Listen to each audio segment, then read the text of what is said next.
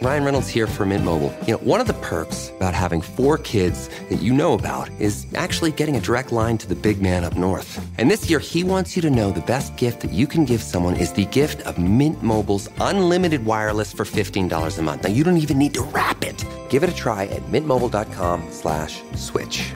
$45 upfront payment required, equivalent to $15 per month. New customers on first 3-month plan only. Taxes and fees extra. Speed slower above 40 gigabytes on unlimited. See mintmobile.com for details. Looking for a pickup truck to get just about anything done? Look no further. The Chevy Silverado EV isn't just the most powerful Silverado ever, with next-level towing capability and technology. It also offers game-changing versatility with the available multi-flex midgate and tailgate, which means Silverado EV helps you carry large, bulky, and oddly shaped items up to nearly 11 feet in length. Chevrolet. Together, let's drive. Visit Chevrolet.com to learn more. Hey, salut gang, bienvenue sur Écho de montagne. Le podcast où on vous jase de tout ce qui résonne avec la randonnée. Donc, vous venez d'entendre Catherine Turgy, a.k.a. Stitch, randonneuse de longue randonnée, conférencière et ma co-animatrice de podcast. Moi, c'est Alex Godard, randonneur de longue randonnée aussi, cinéaste et conférencier aussi.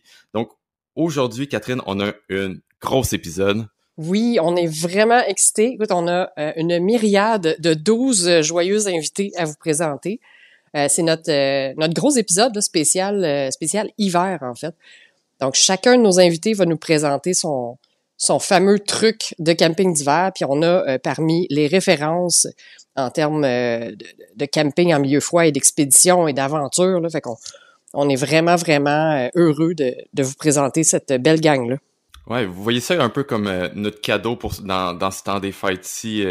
Ça va vraiment devenir, je pense, votre bible de préparation au camping hivernal ou en milieu froid. Puis ce que j'aime de cet épisode-là, c'est qu'on a des trucs vraiment pour tout le monde. Fait que tant que si vous êtes débutant, vous allez apprendre tout ce qu'il y a à savoir là-dessus. Mais je suis sûr que si vous avez de l'expérience, il y a un de ces invités-là qui va vous apprendre des choses que vous ne saviez pas.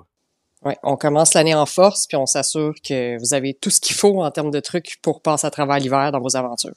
Ouais, donc on embarque directement dans le vif du sujet parce que attachez votre truc. On a du stock. Il y a de l'information qui s'en vient. Donc le premier invité, on commence ça en gros. Là. Tu sais, quand on vous dit que c'est la crème de la crème, là, on commence ça fort. Donc le premier invité, c'est un aventurier, conférencier professionnel, avec 21 ans d'expérience au travers le monde. Sa force réside dans la multidisciplinarité de ses aventures, que ce soit de la course, en montagne, survie. Donc, certains de vous l'ont peut-être déjà deviné, je parle de Frédéric Dion. Donc, on laisse Frédéric nous parler de son truc pour le camping hivernal. D'abord, moi, je dois dire que j'aime pas le fret. J'ai traversé l'Antarctique à ski, là, mais sérieusement, là, j'aime pas le fret. J'ai plein d'amis qui, eux autres, moi, j'ai jamais trop froid, je suis bien l'hiver, j'aime pas l'été. Moi, le fret, j'aime pas ça. Donc, quand je fais du camping d'hiver, quand je sors en montagne ou dans des endroits froids, je m'arrange pour pas avoir fret parce que j'haïs ça pour mourir. Et passer moins 15 degrés Celsius, j'ai plus de fun. Sérieux, là, dormir dans une tente en bas de moins 15, moi, j'aime pas ça. Fait que je me suis arrangé pour avoir chaud, pour être bien, pour être confortable. Puis pour moi, ben, ça passe par un Quincy. C'est-à-dire, il y en a qui vont appeler ça un igloo, là, mais en fait, c'est une butte de neige dans laquelle on a creusé une petite grotte, ce qui fait que ben, notre isolation de l'extérieur, ben, c'est la neige, en fait. Cool. Puis, en fait, pour les gens qui sauraient pas trop à quoi ça ressemble à la maison, parce que là, tu as dit un igloo, mais je me rappelle bien, la porte est plus basse que où est-ce qu'on dort, c'est bien ça? C'est ça. Pour être efficace, un Quincy, on doit dormir plus haut que la porte. Et si on est dans cette bulle d'air, l'air chaud monte, si on est dans cette bulle d'air-là, ben il va faire environ 0 degrés Celsius. Donc, puis peu importe la température extérieure, tu sais... Quand on a fait l'ascension du Mont Logan, du Mont Saint-Elias, il pouvait faire moins 30 dehors, y avoir un blizzard, puis nous, on était dans notre igloo, ben comme faut, ben au chaud, puis il faisait 0, puis on n'avait aucune conscience, en fait, de la température extérieure. Wow, puis, ben en fait, j'imagine, premièrement, c'est merveilleux parce que là, t'as pas besoin de traîner la tente, donc on parle d'un poids quand même de moins. Puis après ça, ben le sleeping bag va aller en conséquence, j'imagine. Là, vu qu'il fait plus chaud à l'intérieur, ben ça égale un sleeping bag moins chaud, je me trompe? Oui, c'est une belle façon d'être plus léger, autant pour le sac de couchage que le transport de la tente. Moi, mon sac de couchage pour dormir d'un Quincy, c'est un moins 18. Puis si j'avais à dormir pas d'un Quincy, ben, ce serait un moins 30 ou un moins 40, mettons. Wow, ok, on parle quand même d'une grosse différence, là. Puis comment qu'on construit ça exactement? Tu sais, juste qu'on donne quelques consignes de base, quelqu'un qui voudrait apprendre à construire. Je sais qu'après ça, tu donnes des cours à ce niveau-là, puis il y a quelques cours qui se donnent, là, mais si on passe par les principes de base d'un Quincy. Ben, ça prend un tas de neige bien tapé, mais vraiment bien tapé. Après ça va avec l'expérience, là, parce que j'en ai fait dans des tas de neige qui étaient moins tapés. Puis j'ai testé le concept jusqu'au moment où ça s'effondre sur moi, là. Donc maintenant, je peux faire un pas en arrière. Donc, un tas de neige bien tapé, ça peut être quelqu'un qui marche en raquette, en rond pendant qu'on met de la neige, puis ça devient très, très bien tapé. J'aime aussi le faire dans des lames de neige, tu sais, dans les monts Grou, ça c'est un bon endroit pour ça, où il y a des lames de neige qui a 10 pieds de haut, ben là, tu creuses là-dedans, puis on le voit, là, la neige est comme un peu comme du styrofoam, puis là, ça devient super facile à creuser. En général, là, d'une bonne lame de neige, moi, ça me prend à peu près 30-35 minutes, puis j'ai un gros Quincy pour 2 personnes. Ouais, puis ben ça, j'imagine en fait que la lame de neige, quand on trouve des formations naturelles comme ça de neige, ça simplifie énormément la chose, parce que sinon, j'imagine qu'il faut faire une butte avant pour ensuite de ça creuser à l'intérieur, tandis que comme une formation comme la lame de neige va faire notre Quincy quasiment naturel, puis après ça, il faut juste creuser. Ouais, la formation là, pour faire un Quincy, en général, ça prend une journée complète le faire, là. Ouch! Donc, tu sais, partez pas faire du camping d'hiver en espérant vous déplacer pendant 6 heures, puis après ça, faire 2 heures un Quincy. Faut l'expérimenter avant, là. Là, on parle d'une expertise que j'ai, puis j'en profite, mais dans les faits, c'est franchement physique faire un Quincy, là. C'est pas donné à tout le monde de réussir ça rapidement, là. Ouais, non, mais en fait, tu m'apprends, tu sais, je t'ai écouté quelques fois en entrevue, puis j'ai regardé des vidéos sur les Quincy et tout ça, mais je pensais pas une journée là qu'on parle. Si on fait ça, il faut quasiment s'en servir comme camp de base, parce qu'on passe une journée à le faire, puis après ça, il faut quasiment revenir à cet endroit-là, où, comme tu dis, on le fait dans quelque chose qui est déjà à moitié formé, donc on sauve du temps, là, parce que sinon, c'est sûr qu'après ça, on peut utiliser la forme du terrain, tu sais, si tu le fais d'une pente, tu sais, il y a des ajouts, il y a des façons d'être intelligemment paresseux à travers la construction, mais de base, sur un terrain plat, c'est assez physique, puis c'est assez long. Ouais, ben non, ça c'est de ce que tu dis. En tout cas, moi personnellement, dans le genre de randonnée puis de trucs hivernales que je fais, je pense pas que j'aurais le temps de faire ça, d'en construire un de base. Ok, mais je voudrais te lancer une autre question à ce niveau-là. Tant par rapport au Quincy ou juste tout simplement quand tu pars en randonnée froide ou en expédition en milieu froid, ça serait quoi l'équipement que c'est impensable que tu pars avec pour ta survie, pour te tenir au chaud, parce qu'on sait que la chaleur va avec la survie, là. Si on tombe on a froid, ben ça va aller mal. Donc, ça serait quoi ton item à apporter à tout prix? Si j'avais juste une pièce d'équipement pour ma survie dans toutes les saisons, là, moi, ça serait le sac de couchage. Puis, tu sais, si on fait référence avec la nature, un loup, ça n'a pas besoin d'un Quincy ou d'une tente, tu sais, ça dort dehors. Parce qu'en fait, il a son sleeping bag sur le dos. Donc oui, un sleeping bag, c'est vraiment la pièce d'équipement qu'il faut avoir le plus sur nous. Quand je fais de la montagne, j'ai toujours un sac de couchage dans mon sac à dos, parce qu'on ne sait jamais quand la mauvaise météo va arriver. Puis ça, ben, ça peut clairement te sauver la vie. Ouais, exactement, parce que comme tu sais, comme tu viens de dire, le sac de couchage, la chaleur, ça fait que ça fait qu'on en a besoin. Parce que tu sais, je t'avais déjà entendu dire en entrevue un peu les je pense que c'est la règle des 3, quelque chose de même. Les priorités tu peux en me corriger, survie.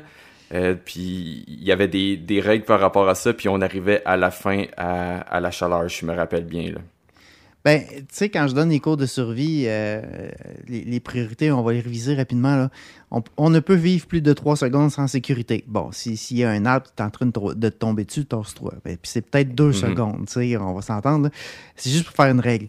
On ne peut survivre plus de 3 minutes sans air. Bon, la sécurité puis l'air, c'est assez automatique, là. Je pense qu'il n'y a personne qui a besoin de te dire « respire ». Après ça, on ne peut survivre plus de 3 heures sans chaleur. Et donc, en survie, là, c'est ça la grosse priorité. Quand moi, j'enseigne la survie, j'enseigne quoi? J'enseigne à faire des feux, à faire des abris, à faire des Quincy. Tout tourne autour de la chaleur. Parce qu'après ça, les priorités, ben, c'est on ne peut survivre plus de 3 jours sans eau. Puis on ne peut survivre plus de 3 semaines sans nourriture. Fait que la nourriture, là, souvent, on pense que si on ne mange pas pendant 2 jours, on est en danger, mais dans les faits, c'est vraiment pas une priorité, là. Non, c'est loin, là. Si on a froid avant, ça se peut qu'on se rende pas à finir à avoir très, très faim, là. Wow, super, super intéressant. On remercie Fred. On est vraiment d'accord. En fait, la pièce maîtresse là, du camping d'hiver, là, je pense que ça va revenir, là, mais c'est vraiment le sleeping bag. Puis, notre prochain invité va nous en parler plus en détail. Il anime une émission, Alexis le randonneur à TVA Sport depuis maintenant 4 saisons. Il est chroniqueur plein air à Salut Bonjour et Salut Bonjour Week-end. Donc, on a le bonheur de recevoir Alexis le randonneur qui va nous donner ses trucs pour le camping d'hiver.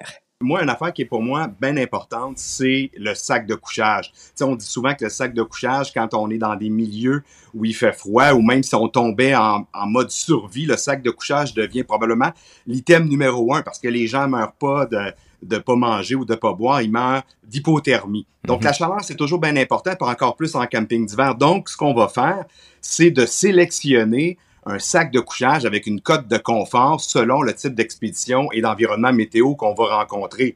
C'est sûr que l'hiver, moi, l'idéal, c'est d'avoir un sac de couchage qui va avoir une cote au moins de moins 29. C'est entre moins 29 puis moins 40. Fait que ça, c'est ce que je vais sélectionner au départ. Mais tu sais, l'affaire, Alex, la plus importante, c'est que quand tu rentres dans le sac de couchage, l'idée d'un sac, c'est de pouvoir diffuser la chaleur du corps à l'intérieur. C'est ça qui va te chauffer, tu sais, l'air qui est entre ton sac de couchage et toi-même. Alors, c'est ça qu'on chauffe. Souvent, il y a des gens qui vont trop s'habiller à l'intérieur puis qui vont dire « Ah, j'ai froid ». D'ailleurs, je l'ai vécu, je te le raconterai un petit peu tantôt. Oui. Mais l'idée, c'est d'être, dans le fond, le plus, je dirais, presque nu possible. Moi, je me garde toujours un petit liner, tu sais, une couche de base en mérino pour dormir avec une culotte longue, puis un chandail, un t-shirt à manches longues, mais c'est tout. Fait que c'est le maximum que je vais porter, peu importe le sac de couchage, évidemment, en période estivale, même on peut aller encore plus léger que ça. Mais sinon, là, que ce soit à l'automne, printemps et même l'hiver, quand je pars en sortie, ça, c'est le minimum que je vais porter à l'intérieur. Tu veux un autre truc? Ben oui, vas-y. C'est ça. Écoute, les filles, surtout peut-être, je veux pas faire du sexisme, mais souvent, on a froid aux pieds. Hein? Il y a des sacs de couchage maintenant qui offrent même ce qu'on appelle des boîtes à pieds, là, qui sont un petit peu plus isolées que le reste du sleeping bag.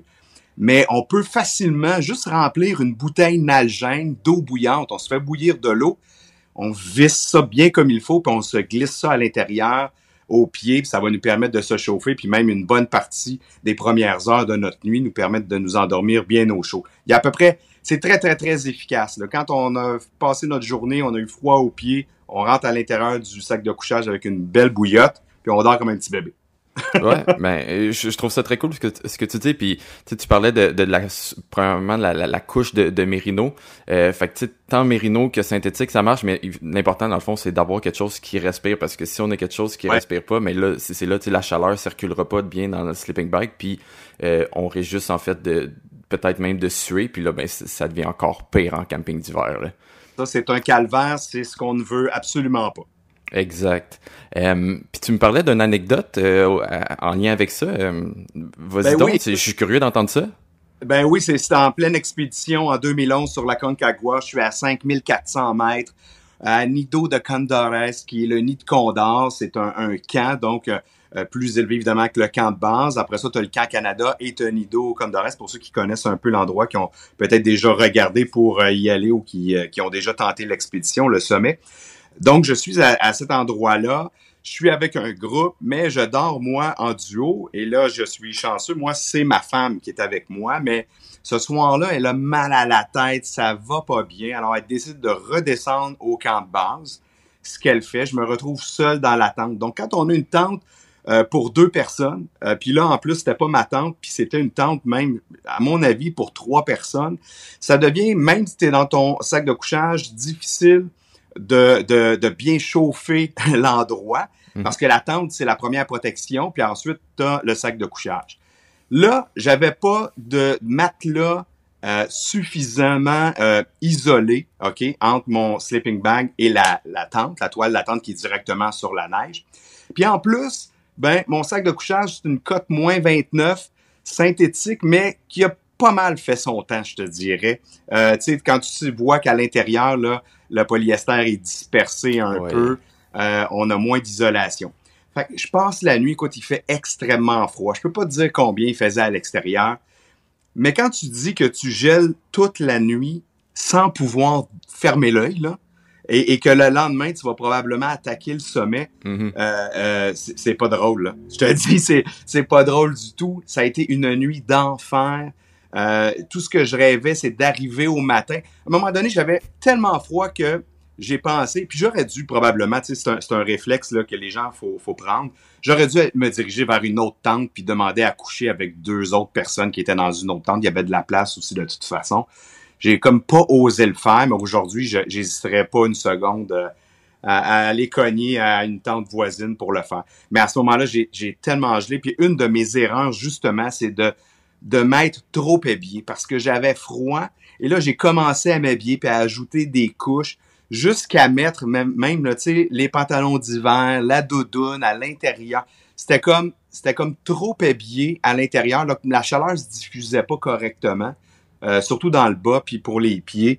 Et puis, ça a fait que j'ai gelé. Tu sais, aujourd'hui, là, plus jamais, j'ai refait des expéditions sur le Denali puis d'autres montagnes dans le cercle arctique. Plus jamais, j'ai refait la même gaffe. Tu sais. Comme je te dis, c'est une couche de base en mérino ou en polyester. Moi, je préfère le mérino, là, surtout en expédition quand t'es là longtemps. Mais c'est la chose à faire. Donc, c'est de prendre cette couche de base-là puis d'essayer de vivre avec la cote qu'on a choisie. Donc, ça commence dès le départ, dès la sélection du sac de couchage, puis dès la planification par rapport, évidemment, à ce qu'on veut attaquer comme climat. Donc oui, l'importance là, d'avoir un sleeping bag qui est vraiment adapté aux conditions dans lesquelles on dort. Fait à savoir, les sleeping bags, toujours important là, d'avoir une différence de 10 degrés. Fait que si on va choisir un sleeping bag, là, si on sait qu'on va dormir à 10 degrés, ben s'assurer d'avoir un sleeping bag au moins là, 10 degrés en dessous, donc un 0. Puis même chose, là, quand on fait du camping d'hiver, quand on tombe dans les moins 10, là, s'assurer d'avoir un sleeping bag qui va avoir 10 degrés de plus d'isolant, donc pour moins 20. Donc vraiment un 10 degrés de différence. Ouais, puis en fait, c'est toujours de se connaître aussi. Plus que vous allez en faire, plus que vous allez prendre l'expérience, peut-être vous allez vous rendre compte. Tu sais, je prends par exemple ma blonde est vraiment frileuse. Elle va dire, oh non, elle, il faut quasiment un 20 degrés de différence. Fait que, apprenez à vous connaître, puis ça va aller, ça va bien aller. J'ai un petit truc aussi qui, tu sais, des fois, vous allez partir, vous allez faire comme, ouais, en fin de compte, je pense que je n'ai pas apporté assez. Vous allez pas dormir avec votre doudoune. Normalement, là, la doudoune ne sera pas avec vous dans le sleeping bag. Donc, zippez votre doudoune ou que ça soit même si peut-être c'est votre imperméable, quelque chose de même, juste pour créer un cocon de plus que vous enfilez votre doudoune ou votre imperméable ou les deux au pied de votre sleeping bag, comme si c'était comme un mini sleeping bag de pied, ce qui va ajouter une chaleur supplémentaire à vos pieds parce que c'est souvent à cet endroit-là qu'on a le plus froid. Donc, t'enfiles finalement ton manteau par-dessus le pied de ton sleeping bag, là, à l'extérieur. Ouais, exact. On enfile, dans le fond, par le trou au à bas la à la taille, exactement. Sinon, ça rentre pas. ça rentre pas. Puis ouais, je pense que tu me disais Que Ben, toi, avec la coupe de filles, ça rentre pas non plus, là? Ouais, moi, ma doudoune est un peu plus ajustée, là. J'aime ça qu'elle soit plus près du corps. Fait que je peux pas faire ce truc-là. Par contre, des fois, pour m'endormir, j'ai besoin d'une petite chaleur supplémentaire. Donc, je fais juste la déposer par-dessus mon sleeping bag. Puis, je sens vraiment que ça fait une différence, là, parce que ça rajoute vraiment une épaisseur de duvet. Même si elle va tomber pendant la nuit parce qu'on bouge, au moins, pour m'endormir, là, ça me donne une chaleur de plus. Ouais, c'est vraiment quelque chose de à ne pas négliger. Puis, tu sais, comme tu dis, la tienne est ajustée un peu. Fait que c'est important dans ce cas-là, tu sais, de pas forcer à la mettre parce que tu vas juste compresser l'isolation. Puis Annuler l'isolation. annuler exactement. Fait que dans ce cas-là, c'est mieux de faire comme tu fais puis juste la mettre par-dessus si tu veux vraiment utiliser ce truc-là. Oui. Gardez vraiment de l'air, là. Gardez ça fluffy. Exactement. Donc, on passe tout de suite à au prochain invité. Vous l'avez déjà entendu, vous avez adoré son épisode qu'on a fait avec lui. Donc, on pouvait pas s'empêcher de demander à Emmanuel un petit conseil. Donc, Emmanuel, que vous vous rappelez, c'est un guide en haute altitude, formateur en premiers soins, auteur du guide haute altitude du Trek à l'expédition, donc une référence. Alors, on vous laisse avec son conseil. Ouais, le truc le plus important, je trouve, puis on parle pas souvent de ça, c'est le matelas de sol. Le matelas de sol en camping d'hiver, il est essentiel parce que c'est lui qui t'isole vraiment du froid venant du sol. Mais beaucoup de gens utilisent des matelas autogonflants. Et pour moi, c'est une erreur. Il y aurait un grand avantage à utiliser un matelas en évasote, donc en cellule fermée, qui est ondulé. Pourquoi ondulé, puis on veut pas une surface plane? C'est que durant la nuit, il y a de l'humidité qui va s'échapper de notre sac de couchage. Puis si on a une surface plane, il n'y a pas nulle part où aller. Donc ça s'accumule en dessous, entre notre sac de couchage puis le matelas de sol. Puis quand on se lève le matin, s'il y en a qui ont fait l'expérience du camping d'hiver, ben il y a souvent de l'humidité qui se ramasse là, même on sent que c'est mouillé. Mais ça, c'est parce que le matelas, il est plat. S'il était ondulé, ça se ramasserait dans les petits créneaux. Puis le matin, ben, on fait juste secouer ça, puis ça ne s'est pas accumulé dans notre sac de couchage de jour en jour. Donc ça serait mon petit truc numéro 1, utiliser un matelas de sol en évasote avec des ondulations. C'est l'idéal pour s'isoler du sol. Donc oui, l'importance vraiment du matelas, c'est la chose à ne pas négliger. On aurait beau... en fait, on va parler beaucoup de sleeping bag, mais on aurait beau avoir le meilleur sleeping bag, s'il n'y a rien qui nous isole en dessous, dans le fond, l'isolation du sleeping bag en dessous de nous va être complètement écrasée. Donc, ce qui va faire que elle gardera plus la chaleur. C'est là l'importance du matelas de sol qui va complètement couper la fraîcheur en dessous de nous durant la nuit. Donc, de là, dans le fond, il existe plusieurs modèles. Là, Emmanuel nous a parlé du fameux modèle accordéon qu'on connaît tous, qu'on voit souvent, qui est un modèle que j'apporte toujours en camping d'hiver, mais j'aime le combiner. Donc, Catherine, je vais te laisser nous parler un peu des matelas gonflables qui existent sur le marché. Oui, en fait, oui, les matelas de mousse sont une excellente alternative, sont solides, ils peuvent pas percer, ils peuvent pas se dégonfler, mais la combinaison des deux en ajoutant notre matelas gonflable va ajouter énormément de chaleur. Fait que moi, je le double, même l'été, même l'automne, puis l'hiver. En fait, les matelas gonflables, ce qu'il faut savoir, c'est qu'il y en a qui sont conçus pour des conditions hivernales. Il faut vraiment regarder la cote air. Donc, c'est vraiment la résistance, là, la cote air, puis ils sont toutes cotées un peu, là, on peut les magasiner comme ça. Donc, une cote air qui est de 7, même 5 en montant, va être suffisamment isolée pour l'utiliser l'hiver. Fait qu'on peut le superposer à un matelas de mousse déjà pour pas le percer. Donc, mettre le matelas de mousse sur le sol directement ou sur le sol de la tente, puis ensuite mettre son matelas gonflable. Puis comme disait Emmanuel, pour évacuer l'humidité, c'est intéressant d'avoir comme du relief sur le matelas. Puis il y a des modèles là, sur le marché qui ont quand même un relief intéressant. Là. On regarde le préféré, là, ton préféré, Alex, là, la marque Nemo a quand même un beau relief. Puis le nouveau Nemo, je sais pas si tu peux nous en parler, je pense que c'est le nouveau Tensor. Ouais, exact, c'est le Nemo Tensor Extreme Condition extrême. Il est incroyable. On parle de comme Catherine disait, dans le fond, quand on rentre dans le matelas d'hiver, on essaie d'aller minimum à 5, puis je dirais même 5 là, au C'est Québec, quand ils vont appeler ça un matelas d'hiver, mais c'est général. Puis souvent, c'est des cotes qui sont pas faites pour des hivers comme qu'on a au Québec. Fait que je dirais d'essayer d'aller encore plus haut que ça. Fait que le Nemo Extreme, il il est en fait plus que suffisant. Et ça va être la chose la plus chaude que vous aurez jamais dormi dessus. On parle d'une valeur 8.5. 8.5, c'est énorme. C'est extrême, là. Puis, ce qui est incroyable avec ce matelas-là, c'est son ratio chaleur-poids. C'est un matelas qui va peser, je vais l'arrondir, là, mais 500 grammes.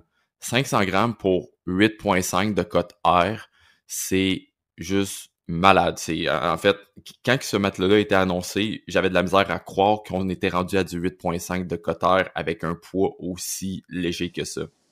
Oui, parce qu'on en a d'autres qui sont quand même populaires, là, comme le Thermarest. C'est ça, toi, t'aimes bien Thermarest, là, fait que je vais te laisser puis, te présenter by the way, un peu. on n'est pas du tout commandité, hein. C'est vraiment juste les produits qu'on utilise, puis qu'on aime, puis on les a payés. Donc, le Thermarest en fonds isolés, donc le X-Therm NXT qui vient de sortir, est aussi à peu près 500 grammes. Lui va avoir une cote R de R-value de 7.3. Un peu moins que le Nemo Tensor, quelques grammes plus léger, mais c'est des produits qui sont comparables. Ouais, exact. Puis, tu sais, j'ai toujours eu le Thermarest autrefois. Puis, moi, j'avais l'ancienne version, donc 6.9. Puis, tu sais, ça reste un extrêmement bon matelas. J'ai dormi avec le 6.9 de Thermarest. Puis, mon petit tapis en styromousse qui est comme un R de 2 environ.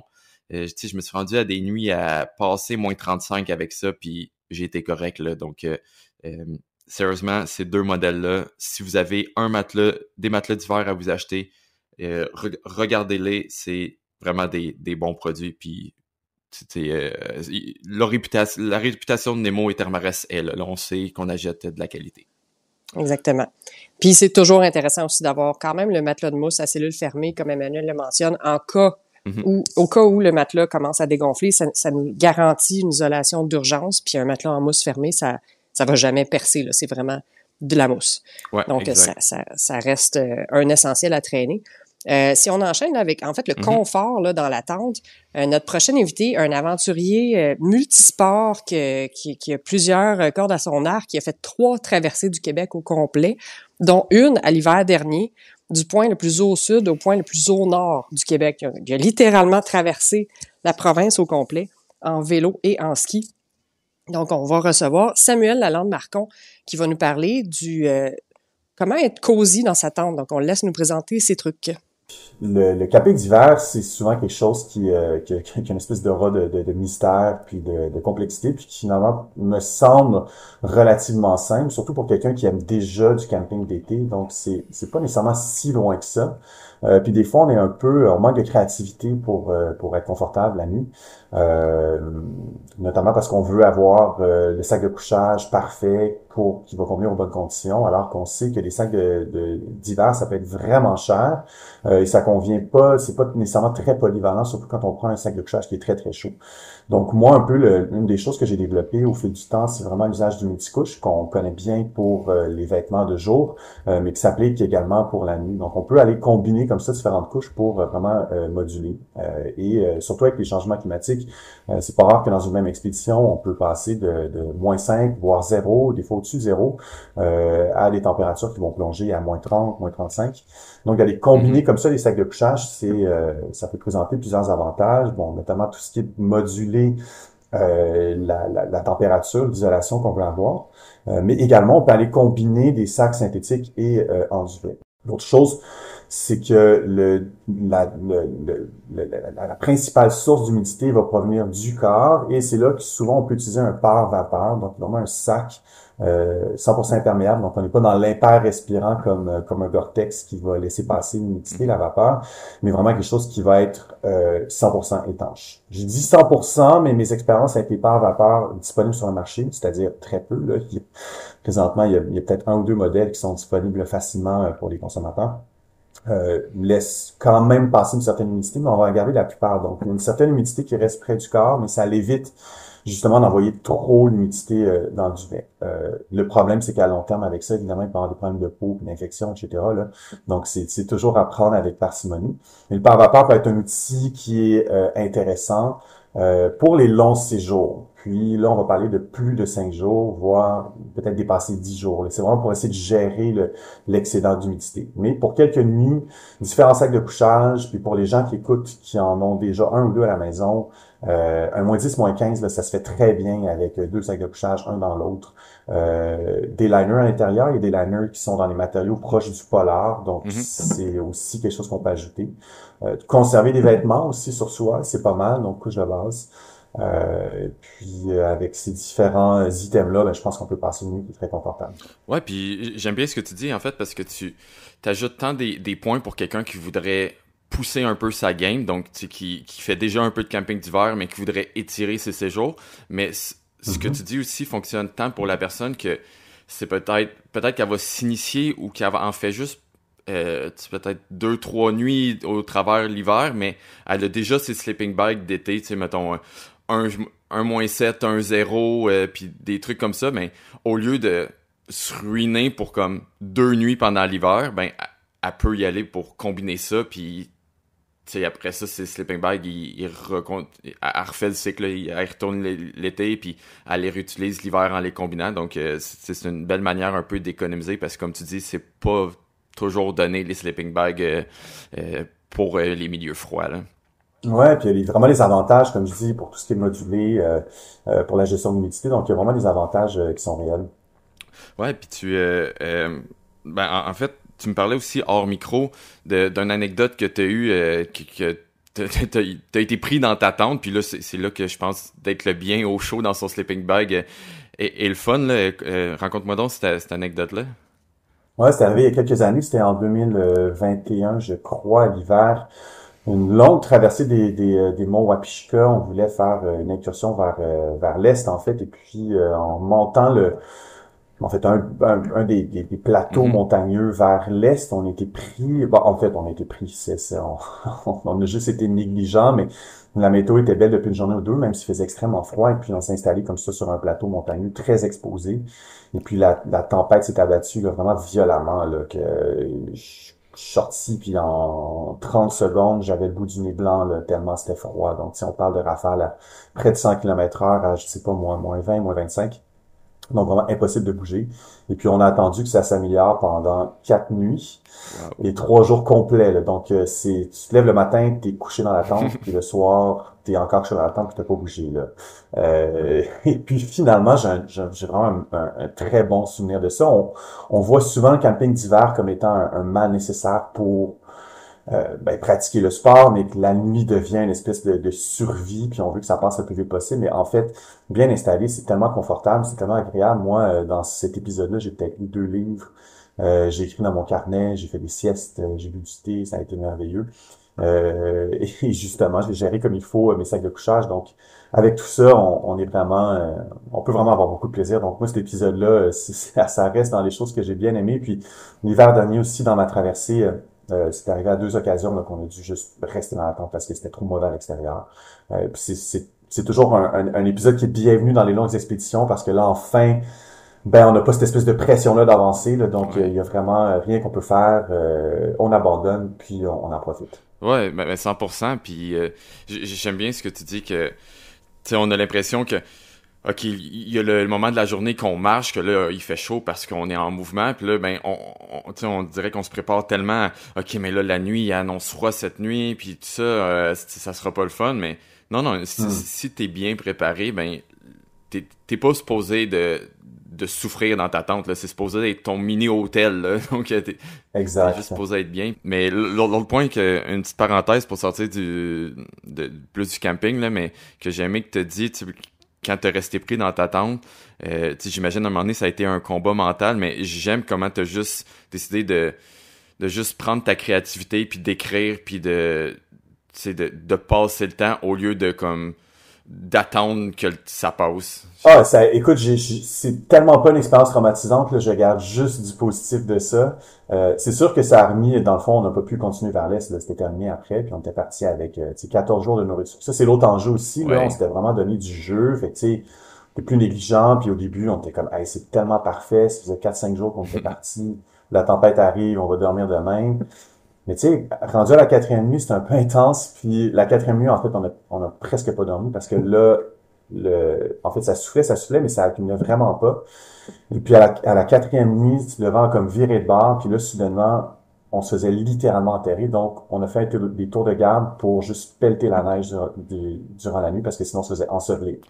D'ailleurs, la tente a été détruite, là, les pôles ont tous été crochis, puis pour sortir la tente, on l'a déchirée, puis ça a été vraiment une expérience hallucinante. Puis revenir de là après toute la neige qui était tombée dans ces jours-là, ça a été une autre aventure, mais ouais, c'était quand même violent. Ouais, un autre bon défi, mais tout le monde qui connaît cette région-là du Québec sait que si tu vas là en hiver, faut que tu t'attendes. Ben, en fait, même en été, il faut que tu t'attendes à une météo qui peut être assez changeante rapidement, mais en hiver, on s'entend, il y a d'autres enjeux. Donc, Samuel nous a vraiment bien démontré là, qu'on peut être confortable et se sentir à la maison et en sécurité dans une tente, même l'hiver. Puis, il y a des petits items comme ça qui peuvent nous aider à rajouter un petit niveau de confort là, ou de petit luxe là, dans la tente. Il existe des produits, Alex m'en parlait, une petite bougie.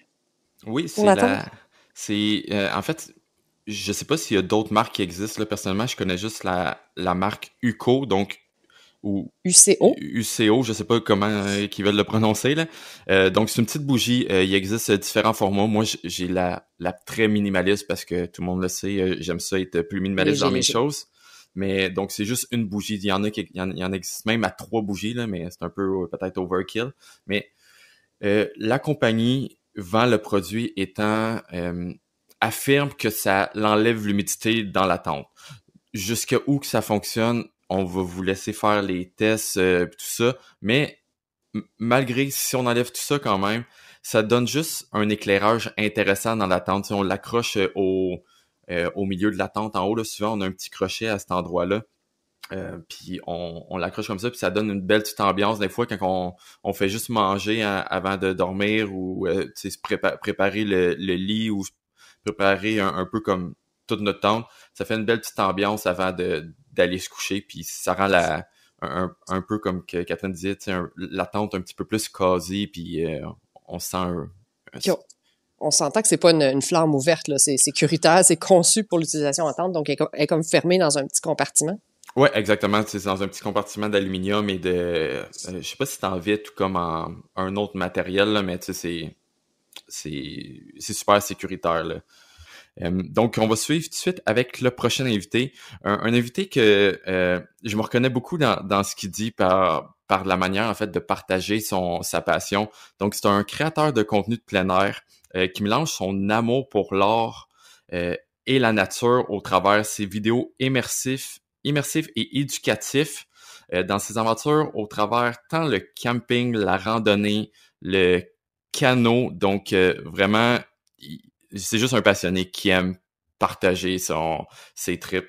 Donc, d'où pourquoi je me reconnais au travers ce qu'il fait. Donc, on vous présente Marty Morissette et son truc que vous allez voir qui est quand même, qui sort un peu de l'ordinaire par rapport à nos autres invités. Je sais que toi, pour regarder tes vidéos et tout ça, t'aimes ça dormir au chaud. T'es un adepte de dormir avec un poêle à bois l'hiver. Donc, je veux que tu me parles un peu plus de cette facette-là du camping hivernal. Ça, c'est super intéressant que tu l'apportes comme ça parce que c'est la première chose, en fait, qu'il faudrait démystifier un petit peu. Surtout quand on fait du camping d'hiver avec un poêle à bois, ça fait que ce qui est communément connu en anglais sous le hot tent, ou en français, je suis pas exactement certain comment c'est les tentes chaudes. Fait que c'est une tente, ultimement, où c'est qu'il y a un système intégré pour mettre un poêle à l'intérieur. Ça fait que la tente, elle a pas de fond. Ultimement, ça c'est important. Elle n'a pas de fond, elle est directement sous la neige. Tu vas t'apporter une bâche en dessous de toi là, pour ça, mais sinon, ton poêle à bois va être directement là. Et il y a une place aussi pour la cheminée pour qu'elle sorte, puis pour pas que la tente prenne en feu, là, évidemment. Ça fait que et tout ça. Mais souvent, les gens, ils pensent, c'est ça, qu'on dort au chaud et tout ça. Puis des fois, oui, on va rouler le poêle à bois pendant une certaine partie de la nuit. Quand je sors avec les enfants, par exemple, je vais le rouler toute la nuit. Mais la réalité de rouler le poêle à bois toute la nuit, ça veut dire que tu te lèves à l'heure. pour le remplir. C'est vraiment plus... fait que la convention, en fait, en tente chaude, qui est importante de comprendre, c'est que oui, le poêle est extraordinaire, puis on va embarquer pourquoi que c'est intéressant de faire ça. Mais ce qu'on recommande aux gens, c'est toujours s'assurer d'être capable de dormir au froid. C'est-à-dire, mettons, tu sors, puis tu as une sortie à moins 20, moins 30 degrés Celsius. Faut que ton système de dodo soit capable de le prendre, parce que si ton poêle à bois est défectueux, si ça te tente pas aussi de te lever à chaque heure, il faut que tu sois capable de dormir au chaud. Fait que souvent, ce qui arrive, c'est qu'on load le poêle à bois avant de se coucher, puis on le laisse brûler, puis à un moment donné, il n'y en a plus, puis on fait juste passer la nuit parce qu'on est équipé pour la température exacte de dehors. Ce serait en fait très dangereux de pas sortir avec l'équipement de dehors, là. Ouais, ben c'est sûr, là. Puis, en fait, ça y va avec le... tant que si tu dors avec un poêle à bois, peu importe de quelle manière tu dors, faut s'attendre au pire puis être prêt au pire quand on part dans des expés comme ça. Ben en fait, je vais te laisser continuer là-dessus. Tu dis dans le fond les avantages à ça, autres que oui, ça nous garde au chaud un bout, mais après ça, comme tu dis, il faut savoir contrôler le reste de notre chaleur. Mais ça serait quoi tes gros avantages à avoir un poêle à bois dans sa tente? Ben c'est une expérience de camping d'hiver complètement différent. Ça fait que, tu sais, comme vraiment, moi, les deux types, ben, jusqu'à là, 2 ans, pour être honnête, où c'est que j'ai eu ma première expérience en tente chaude, j'ai toujours fait du camping d'hiver froid, là, en tente froide, si on veut. Là. Ça fait qu'on allait dans les Adirondacks, sur le mont Washington, dans les Whites aux États-Unis, puis on monte des montagnes au mois de janvier à moins 30, on fait des expéditions, on dort sur le top des montagnes, on revient. Tu sais, ça a toujours été... Cette partie-là est extraordinaire, puis c'est vraiment un skill set unique, là. Il y a beaucoup, beaucoup de technicalité à apprendre pour être capable de bien faire ça en sécurité et d'avoir du succès et du plaisir, parce que quand ça vient vraiment inconfortable, ça peut être vraiment dangereux et juste pas intéressant. Ouais. Ça, c'est un. Mais quand tu pars en tente chaude, c'est une activité complètement différente. C'est vraiment comme 2 sports parce que tu vas pas monter une montagne dans le nord-est avec une tente chaude. C'est beaucoup plus gros, c'est beaucoup plus lourd. Il y a différentes sortes de poêles. Moi, j'ai un poêle, le poêle que tu aurais vu dans mes vidéos, c'est un poêle en titanium qui se plie, qui est quand même léger, mais qui est quand même gros. Traîner ça sur ton dos, c'est un peu plus difficile. Mais les tentes, en général, sont immensément plus grandes et plus lourdes. Puis traîner ça, c'est plus difficile. Ça fait que souvent, tu es pogné à traîner ça dans un traîneau derrière toi. Donc, tout le terrain de jeu dans lequel tu vas aller jouer est excessivement différent.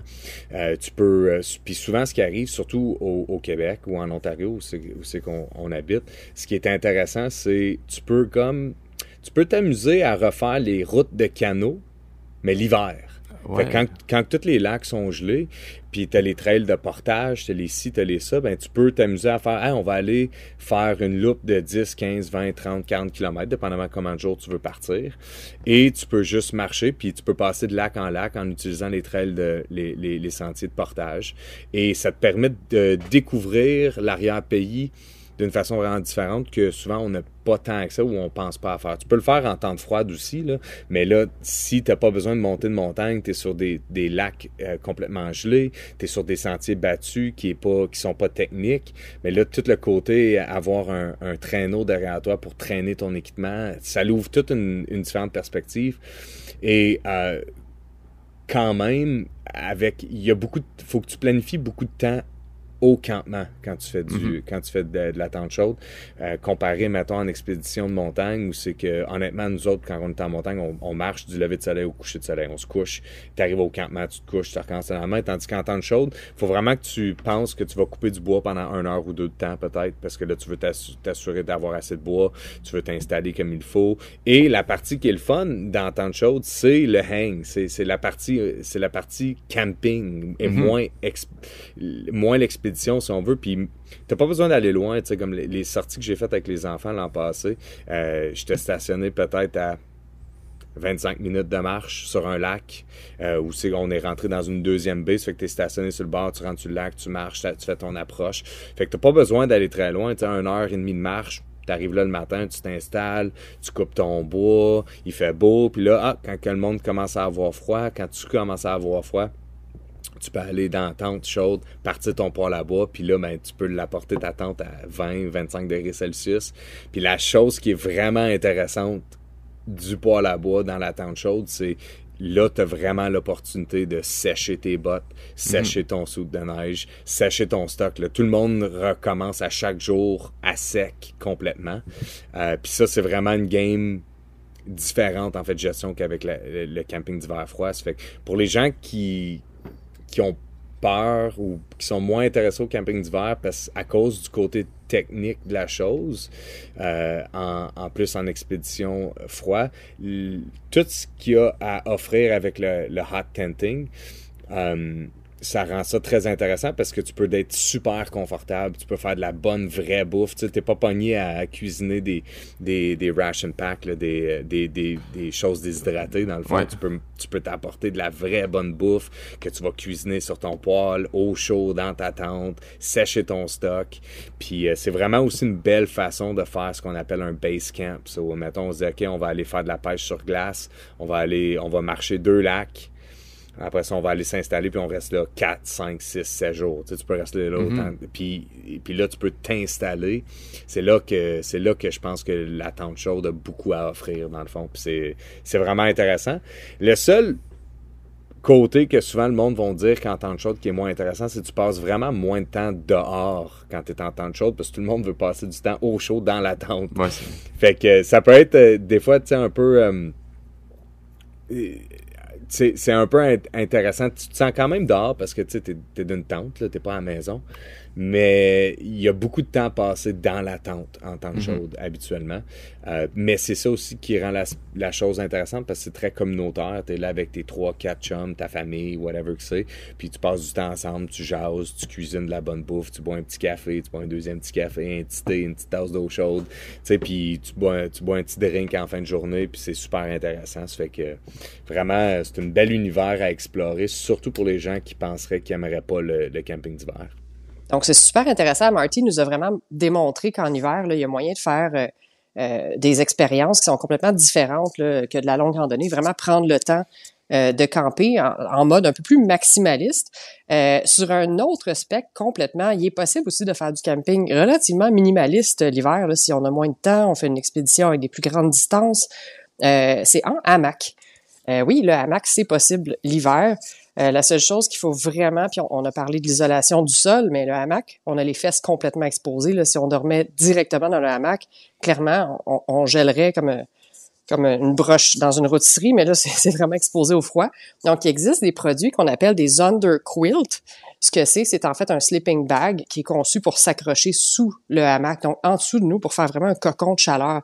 Puis ça vient nous faire littéralement, ça ressemble vraiment à un cocon de papillon, là. Puis on dort vraiment au chaud, suspendu entre 2 arbres. Donc on n'a pas tous les tracas ou toute l'installation, là, comme Frédéric nous parlait du Quincy, Marty de la tente chaude. Donc on peut juste se suspendre rapidement entre 2 arbres puis dormir là.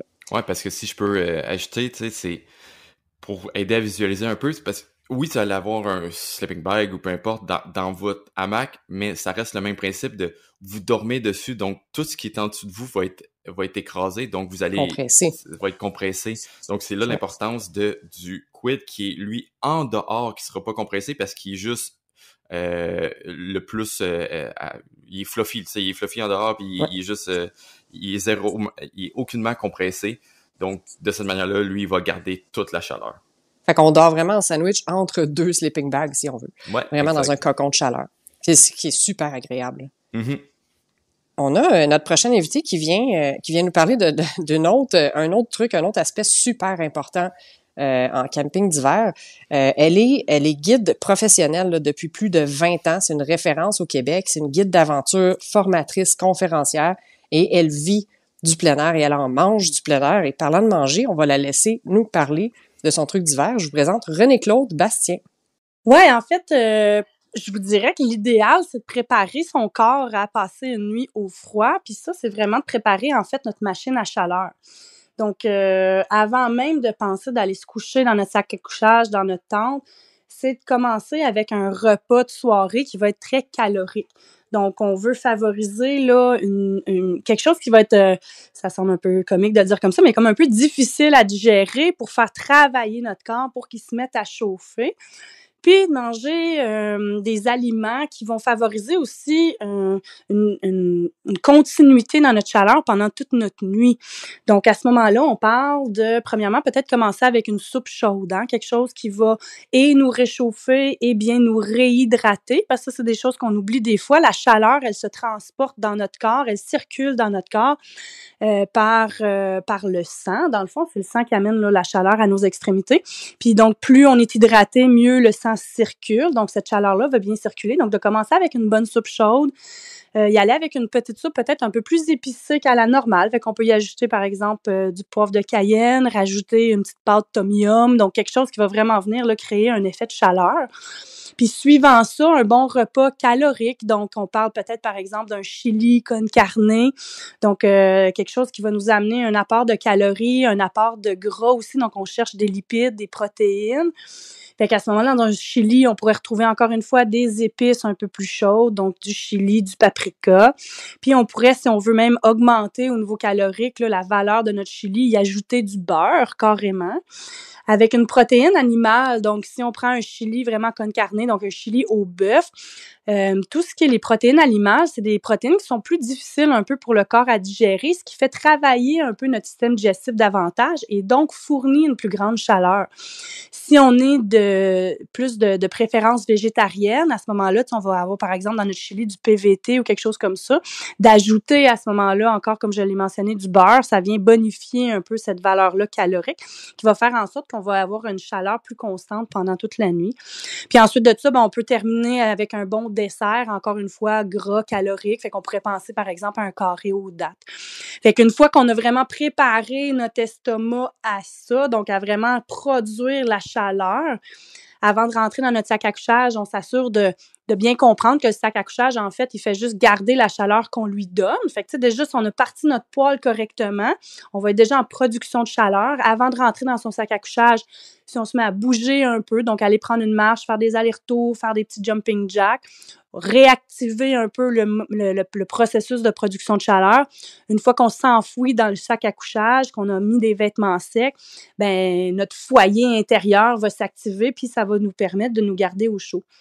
Ce qui risque d'arriver, parce que pendant la nuit, veut pas, notre corps est tout le temps en train de se battre un peu contre ce froid-là. Éventuellement, il peut y avoir une diminution aussi là, de notre production de chaleur durant la nuit. Puis ça, souvent, on va la ressentir quand le besoin d'uriner commence à se faire sentir. Fait que, tu sais, vers les 3-4 heures du matin, c'est normal. On a tendance à se réveiller, vouloir aller uriner. Donc, on sort, on va uriner, on revient. Puis à ce moment-là, c'est une bonne idée de repartir un peu la machine. Donc, d'avoir avec soi ce qu'on appelle des collations de nuit. Fait qu'on aurait, par exemple, dans le sac à couchage, un petit ziploc avec des noix, par exemple. Donc, quelque chose qui est quand même facile à digérer, mais assez gras pour que juste remettre un peu la machine en marche. Donc, on va se prendre une petite poignée de noix, donc des cachous, des amandes, hein, quelque chose de riche. On va manger ça, se recoucher, fermer le sac à couchage, puis notre système va être en production de chaleur, puis ça va vraiment faire une grande différence sur la chaleur qu'on va ressentir là, pendant notre nuit. Fait que ça, c'est vraiment mon truc, c'est vraiment de me préparer au sommeil, bien partir ma machine, m'assurer que je sois bien hydratée, puis m'assurer de, pendant la nuit, comme j'aime dire, là, c'est comme un peu remettre une bûche dans le foyer. Donc, on prend une collation de nuit pour repartir la machine. Puis à ce moment-là, on passe des superbes nuits en camping d'hiver. Si je peux juste ajouter un petit point, parce que tu as mentionné la viande, puis après ça, végétarien, fait que d'ajouter du beurre, mais moi, je suis végétalien, dans le fond, je suis vegan. Fait que l'autre chose que j'aime faire, autre que de la viande ou du beurre, ben en fait, c'est des beurres végétales. Fait que des fois, d'ajouter une cuillerée de beurre de peanut, de la poudre de peanut ou même de l'huile de noix de coco aussi. Là, des fois, ça fait même un mix intéressant avec certains repas. Là. Ouais, exact. Puis si je compare quelqu'un qui est, par exemple, végétalien, si je reste dans l'idée d'un feu de foyer, quelqu'un qui est plus un peu omnivore, qui vont donc intégrer de la viande à son alimentation, c'est comme si dans le foyer, on mettait des bonnes bûches d'érable. Tu sais, une bûche d'érable, là, ça va vraiment durer très longtemps. Quelqu'un qui est végétalien, au niveau de la bûchette qu'on va mettre, c'est comme si on mettait plutôt comme du conifère, donc de l'épinette. Donc, ça va brûler fort, mais ça va brûler vite. Donc, quelqu'un qui a une alimentation végétalienne ou végétarienne, ce qui est important de comprendre, c'est que le foyer a besoin d'être alimenté plus souvent. Donc, tu sais, dans le sac couchage, à ce moment-là, fait que ton poids est super bon. En effet, on peut aller chercher là, des gras végétales, fait que du lait de coco, de la poudre d'arachide, de la poudre d'amande, etc. Tu sais, on peut rajouter ça en supplément. Mais c'est de se rappeler que pendant la nuit, à ce moment-là, peut-être de prévoir, tu sais, un peu plus de collation de nuit parce que ça se peut que la petite bûchette de foyer qu'on a mis pour le souper, dans le fond, qu'elle brûle un peu plus rapidement. Fait qu'à ce moment-là, il faut manger un peu plus souvent quand on est végétarien puis végétalien pour s'assurer que le foyer, il roule constamment, donc surtout pendant la nuit. Mais en effet, ça peut être vraiment bien là, de compléter le tout par des protéines grasses, mais végétales, tout à fait. Ouais, c'est ça, parce que les lipides, dans le fond, tout ce qui est lipides se digère moins vite, prend plus de temps à notre corps à assimiler, donc ça garde une énergie c'est une énergie plus longue, en fait. Exact, c'est ça qu'on veut favoriser parce que idéalement, on se réveille pas trop souvent pendant la nuit, mais quand on se réveille, ben on veut repartir le tout, là. Ouais.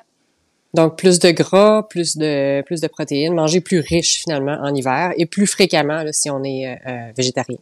Ouais, exactement. Puis tu sais, de se rappeler que c'est, tu sais, comme dans toute chose, c'est plus facile de conserver une chaleur que d'en produire de la nouvelle. Fait qu'à ce moment-là, c'est juste de pas attendre d'être complètement, tu sais, frigorifié, d'avoir trop froid pour faire quelque chose puis de tomber en action par rapport à ça.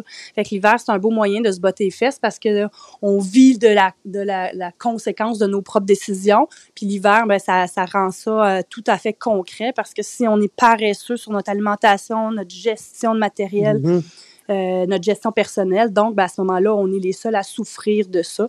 Donc, oui, d'avoir une alimentation constante, puis de favoriser gras, lipides, puis à ce moment-là, d'avoir une alimentation très fréquente. Ouais, c'est vrai. Ouais. Puis également, en hiver, ça rend ça plus facile pour traîner des aliments plus gras, comme des fromages, du beurre, des choses comme ça. Fait que c'est un autre avantage. Oui, puis tu sais, de garder de la nourriture dans sa tente, on s'entend que souvent, on entend bien le contraire, hein, c'est important de ne pas le faire, mais en hiver, on n'a pas la même réalité au niveau de la faune environnante, fait qu'on a moins ce stress-là, tu sais, de garder de la nourriture dans sa tente.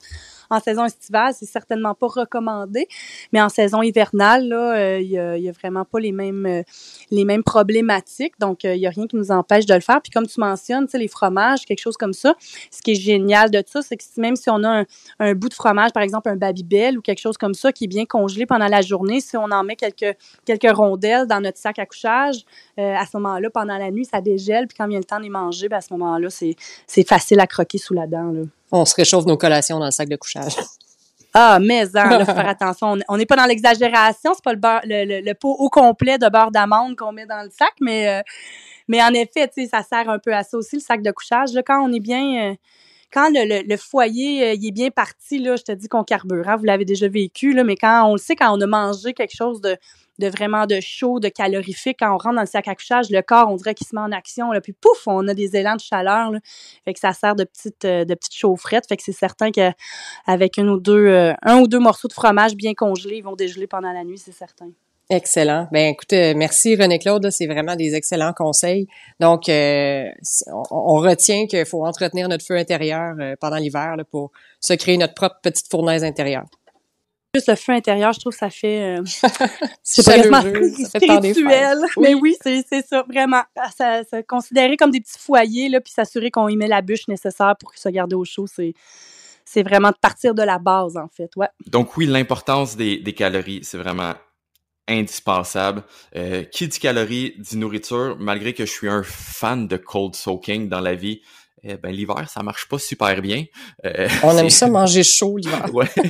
Donc, ça prend un item indispensable en camping d'hiver, qui est le réchaud. Notre prochain invité va nous en parler vraiment en profondeur. C'est le premier Canadien à avoir atteint le pôle Sud en solitaire et c'est un adepte des milieux glacés. On parle de Sébastien Lapierre. Donc, on vous laisse avec lui. Il y en a beaucoup à nous dire.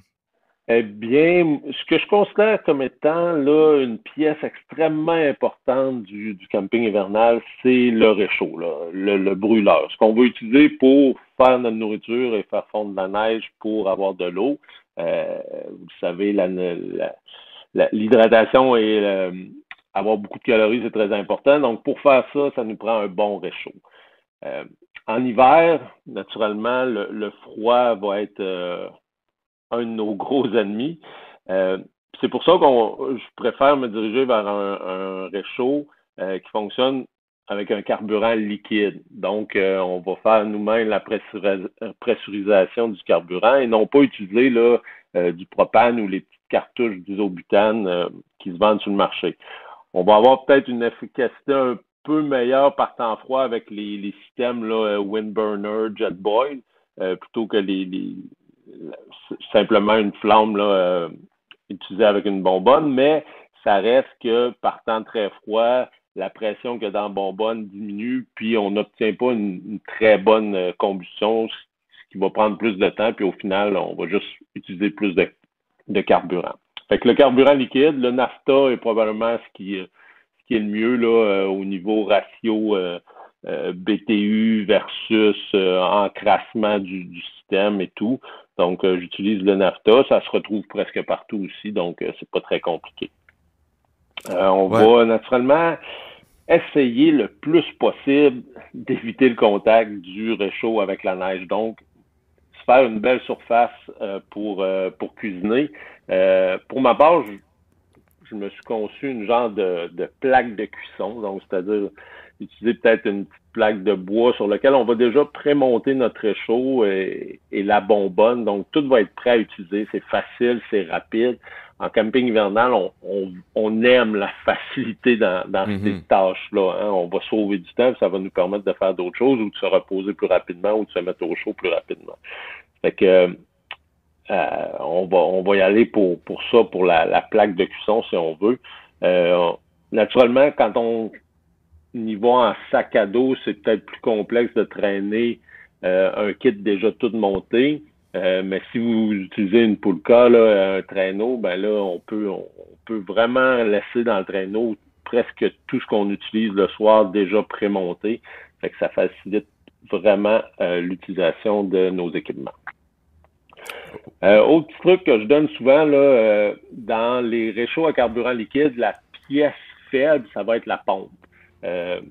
Donc, le plus souvent possible, là, essayer de garder la pompe à température du corps ou à la chaleur, là, entre guillemets. On revisse notre bouteille de carburant avec le bouchon, ce qui est beaucoup plus étanche que la pompe. Donc, on va éviter en même temps les fuites de carburant. Et puis, la pompe, on va mettre ça dans un Ziploc, dans un petit contenant étanche, puis on va la garder dans une poche intérieure. Même pour la nuit, là, moi, je fais ça. Je le rentre dans mon sac de couchage dans une petite poche, puis ça permet là, j'ai le mot en anglais, aux petits gasquettes, les O-rings, comment qu'on appelle ça en français, les collets d'étanchéité, peut-être? Ouais, on va y aller avec ça. On va y aller avec ça.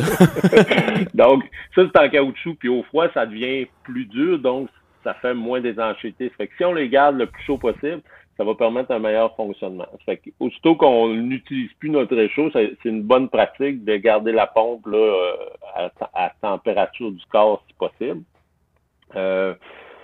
Ensuite de ça, ben naturellement, connaître sur le bout de nos doigts le fonctionnement de notre réchaud. En camping hivernal, là, partez avec l'idée que tout peut arriver, surtout par temps très froid. Là, quand on descend en bas de moins 25, là, il peut y avoir des bris, il peut y avoir des pièces à changer, beaucoup plus d'entretien à faire. Ça fait que naturellement, là, faut vraiment connaître sur le bout de nos doigts comment fonctionne notre réchaud, peu importe la marque. Donc, à la maison, dans le confort de votre foyer, là, travaillez avec, démontez-le, remontez-le, faites les entretiens réguliers, puis apprenez à le faire là, de façon rapide et efficace. Un petit truc, on voyage souvent avec notre téléphone ou un iPad ou de l'électronique de ce genre-là. Donc, on peut downloader le manuel d'instruction sur notre iPhone, notre téléphone cellulaire. Puis si jamais, dans le feu de l'action, on a un blanc, ben c'est très facile d'aller voir dans le manuel d'instruction exactement quel peut être le problème ou la solution en lien avec le problème qu'on a sur le moment. Fait que ça, c'est très rapide, puis ça prend pas de place, pas comme traîner un livre, là. Donc, on le traîne de toute façon. Donc, puis ça peut se faire pour tous les équipements qu'on a, là. Mettre les manuels d'instruction dans notre téléphone, c'est un bon petit truc. Oui, c'est vraiment une excellente idée. Je dois avouer que j'avais peut-être pas pensé à cette idée-là, mais d'avoir les manuels dans nos cellulaires peut nous éviter un trouble énorme une fois sur le sentier, que parfois on n'a souvent pas de réseau, c'est impossible d'avoir accès à ça. Donc de l'avoir téléchargé, c'est une vraiment bonne idée. À savoir, par contre, l'hiver, vous l'avez tous déjà testé, vous arrivez en haut de la montagne, puis votre cellulaire il est mort parce qu'il était à découvert tout le long. Donc, c'est important de garder nos batteries au chaud, puis ça y va jusqu'au soir. Donc, là, je suis vraiment une des bonnes personnes pour vous parler de ça. Moi, quand je dors l'hiver, il y a une rangée de batteries tout au long de mon corps dans mon sleeping bag. C'est pas toujours confortable, mais j'ai toutes mes batteries de caméra, puis ça va être, faites-le avec votre cellulaire. Si vous avez des caméras, des battery packs, dormez avec, parce que ça se peut fort bien que vous vous réveillez le lendemain puis qu'il soit à terre sinon. Ouais, j'ai tendance à regrouper toutes mes électroniques, mes batteries, mon cellulaire, même ma frontale, tout ce qui a une batterie, je le laisse dans un petit sac. Puis je dors avec en cuillère, en fait. Pour qu'il reste au chaud puis pas que les batteries se déchargent au froid, là. Ouais. Donc, on continue dans le froid. En fait, notre prochain invité aussi est un guide d'expédition là, depuis plus de 16 ans. En haute montagne, mais surtout là, en territoire nordique. Il va au Groenland, en terre de Baffin, il amène des groupes là-bas. Je vous présente en fait Jean-Philippe Leblanc, un super là, guide d'expédition. Il y a des trucs et des anecdotes incroyables à nous présenter. Alors, on le laisse aller là-dessus. Parfait. Ben écoute, l'an dernier, pendant la traversée de la terre de Baffin que je faisais avec des voyageurs, on était à peu près à la moitié de l'expédition. On était sur les deux lacs là, dans le milieu du voyage, puis on était sur le bord d'un glacier, le glacier Turner.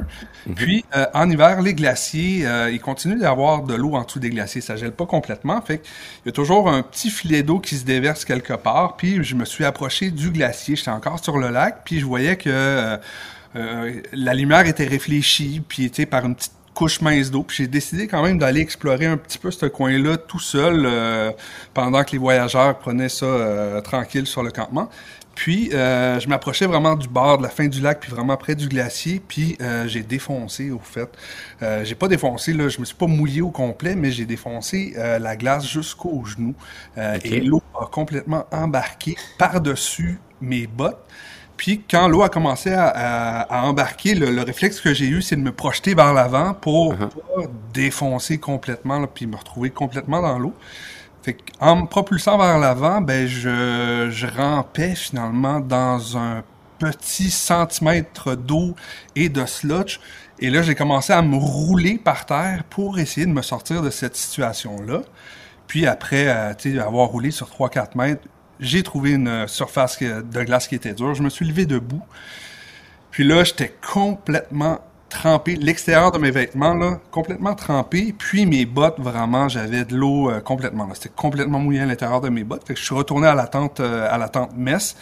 Et là, mes voyageurs de me dire, Jean-Philippe, on t'a vu, qu'est-ce que tu faisais à ramper par terre? Puis là, ils ont vu le bonhomme de glace totalement qui est arrivé. Puis là, il était comme, ouais, ok, je pense qu'il s'est passé quelque chose. Fait qu'à partir de là, c'est là que finalement, j'ai dû faire sécher mes vêtements alors qu'il faisait dans les moins 30. Donc, un peu finalement, mais qu'est-ce qu'on peut faire dans une situation comme ça quand on se retrouve complètement mouillé puis qu'il fait froid à l'extérieur? Fait que on parle de ces petits trucs-là si ça te tente. Ben oui, bien sûr, parce que on s'entend que c'est pas pareil comme en été, que tu sors tes vêtements, tes étangs, puis il fait chaud, là.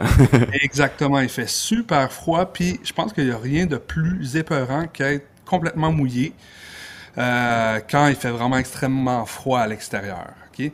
Fait que il y a deux techniques de séchage qu'on peut utiliser, mais vraiment, celle que je vais vous parler, c'est la plus efficace quand on est vraiment trempé. Quand on a une pièce de vêtement qui est super mouillée, fait que, ben évidemment, la première chose qu'il faut faire, c'est enlever les vêtements puis mettre des vêtements secs. Hein? Fait que ça, tu sais, vraiment la sécurité, éviter l'hypothermie puis tout ça.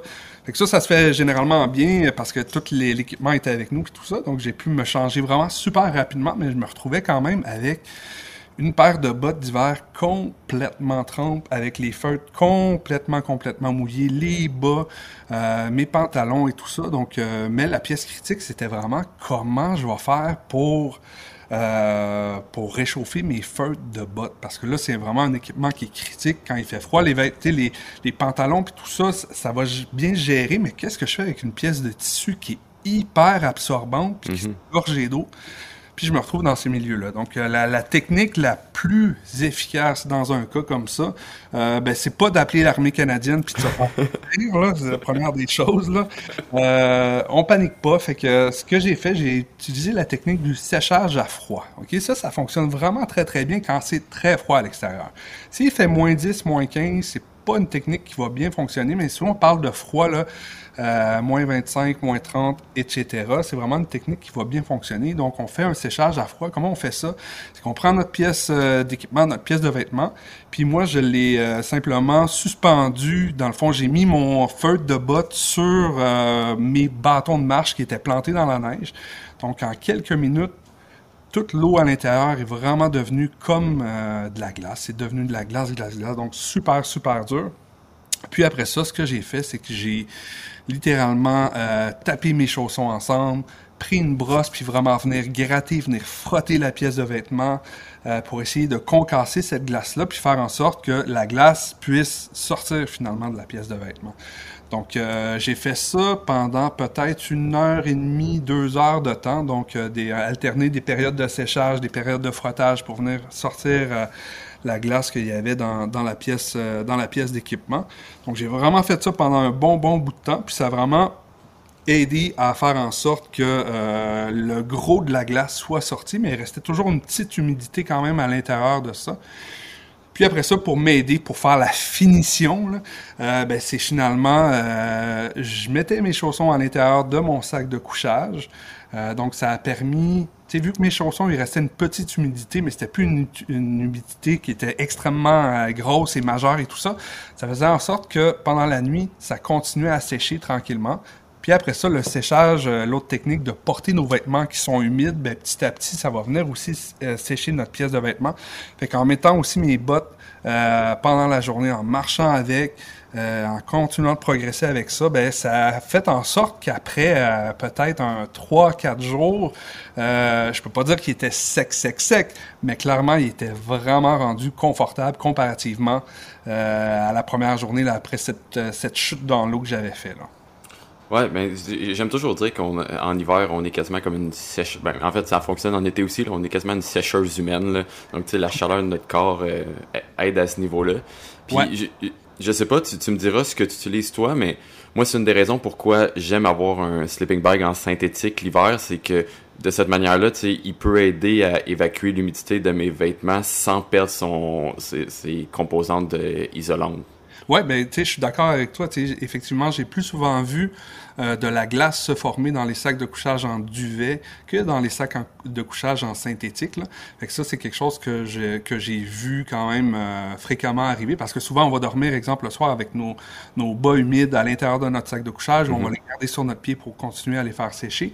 Ça libère beaucoup d'humidité, puis effectivement, moi, je trouve dans les sacs de couchage en duvet, ça a tendance à plus garder cette humidité-là, puis après quelques jours, là, c'est-à-dire pas après 2-3 jours, mais après comme quelques semaines, il va vraiment commencer à avoir de la glace à l'intérieur de notre sac de couchage. Fait que là, évidemment, ça perd toute son humidité, puis c'est vraiment un phénomène que j'ai plus vu dans les sacs de couchage en duvet que dans les sacs de couchage en synthétique. Cool. On a déjà pris pas mal de temps. Fait que je vais te demander, tu me parlais d'une autre anecdote, on va finir là-dessus rapidement. Tu me disais que c'était quand même, il y a quelques faits cocasses à ça. Fait que je te laisse sur une petite anecdote un peu rigolote pour... Encore là, c'était l'an dernier, au fait. J'étais encore à Baffin. Donc, l'expédition commençait avec un 90 km de motoneige pour aller jusqu'à l'entrée du parc où, finalement, on commençait notre marche de 18 jours pour faire notre expédition. Puis, en partant, là, moi, j'ai fait attention de bien protéger mes 36 litres de nafta que j'amenais avec moi. Donc, les cannes de 4 litres, là, les gros récipients de 4 litres, je les plaçais dans mon traîneau sur le Comatic, qui est le grand traîneau Inuit dans lequel tout notre équipement nous est amené jusqu'à l'entrée du parc. Faites bien attention de protéger ça. Tu sais, vraiment, c'est quelque chose de critique. Donc, j'ai vraiment fait attention. Et on a fait notre 90 km de motoneige. En arrivant sur place, Billy, notre chauffeur Inuit, qui est d'une humanité incroyable. On sort les pièces d'équipement de son traîneau, puis ça commence à sentir le naphta, puis ça sent de plus en plus le naphta. Puis là, moi puis Billy, on éclate de rire. Là. C'est comme, bon, qu'est-ce qu'on va trouver? Fait que je tire mon traîneau. C'était mon traîneau qui sentait vraiment énormément le naphta. Donc, j'ouvre, je commence à regarder à l'intérieur et tout ça, et il y avait littéralement je dirais là, un bon 2-3 cm de naphta dans le fond de mon traîneau. Donc, il y a un bidon de 4 litres qui s'est ouvert. Dans le bas, il s'est vraiment plié par la motoneige. Là, ça frappe vraiment les lames de neige et tout ça. Donc, le bidon s'est comme contracté. Puis, petite fissure, le bidon s'est vidé au complet. Donc, je me retrouvais avec mes vêtements complètement remplis de naphta. Et rapidement, j'ai remarqué que mon sac de couchage baignait dans ce naphta-là aussi. Donc, on a éclaté de rire, moi et Billy. Mais, c'est un rire tranquillement qui devenait jaune un petit peu. Fait que j'ai dit à Billy, OK, y a-tu un moyen de quelque chose? T'as-tu un sac de couchage avec toi? Fait que là, il dit, oui. Il dit, j'ai mon sac de couchage d'urgence que je vais te passer pour ton expédition, prends-le, puis OK, pas de trouble. Fait que là, il me passe ça, puis je suis comme, wow, méchante pièce de sac de couchage, puis j'ai pas le temps de... Tu sais, il est vraiment gros, là, il est dans une grosse poche de hockey. J'ai pas le temps de regarder ça. Il part, fait que là, monte le campement, puis c'est la première journée avec les voyageurs, là, on est dans de l'apprentissage, la découverte du froid extrême, fait que c'est un peu... ça va dans toutes les barres, tous les côtés, là, ce qui se passe. Fait que le soir, je sors mon sac de couchage, un beau sac de couchage de marque Canadian Tire, rectangulaire. Donc, je rentre à l'intérieur du sac de couchage et je mesure 6 pieds 2, OK? Je mesure pas 4 pieds 10, OK? Le sac de couchage, il était là à peu près à la hauteur de ma mi-poitrine, on va dire ça comme ça. Fait que là, je suis comme... Et cette nuit-là, il annonçait dans les moins 30. C'est comme, comment je vais faire pour survivre? Fait que finalement, avec mes vêtements, je dors tout habillé avec ma doudoune, un peu en boule à l'intérieur de ce sac de couchage-là. Je dors à peu près. Ouais. C'est quand même la nuit. Puis là, le lendemain soir, dans le fond, après la journée de marche qu'on a fait, je suis comme, non, je vais pas redormir là-dedans, je vais redormir dans mon sac de couchage. J'ouvre mon sac de couchage, puis la majorité du naphta s'était évaporé quand même. Fait que ça, c'est le fun, tu sais, le naphta, ça s'évapore même quand c'est super froid, mais il restait vraiment énormément de naphta sur la collerette, dans le fond, sur ce qui entoure ma tête quand je suis dans mon sac de couchage. Puis là, je raconte toujours la même chose. Je sais pas, cette nuit-là, si je suis tombé inconscient, j'ai tombé de sommeil parce que j'avais trop bougé dans la nuit. Je pense que c'est un joli mélange des deux, mais j'ai survécu quand même à ça. Donc, le lendemain matin, il n'y avait plus de naphta. J'avais peut-être plus toutes mes bonnes cellules aussi. Mais vraiment, ça a été... à partir de là, j'ai dormi dans mon sac de couchage. Cette odeur de naphta-là a duré pendant peut-être 3-4 jours, puis après ça, comme un sac de couchage neuf. Là, c'était... J'exagère, évidemment, là, mais j'ai pu continuer l'expédition avec mon sac de couchage malgré tout. En tout cas, il était désinfecté. Il était propre.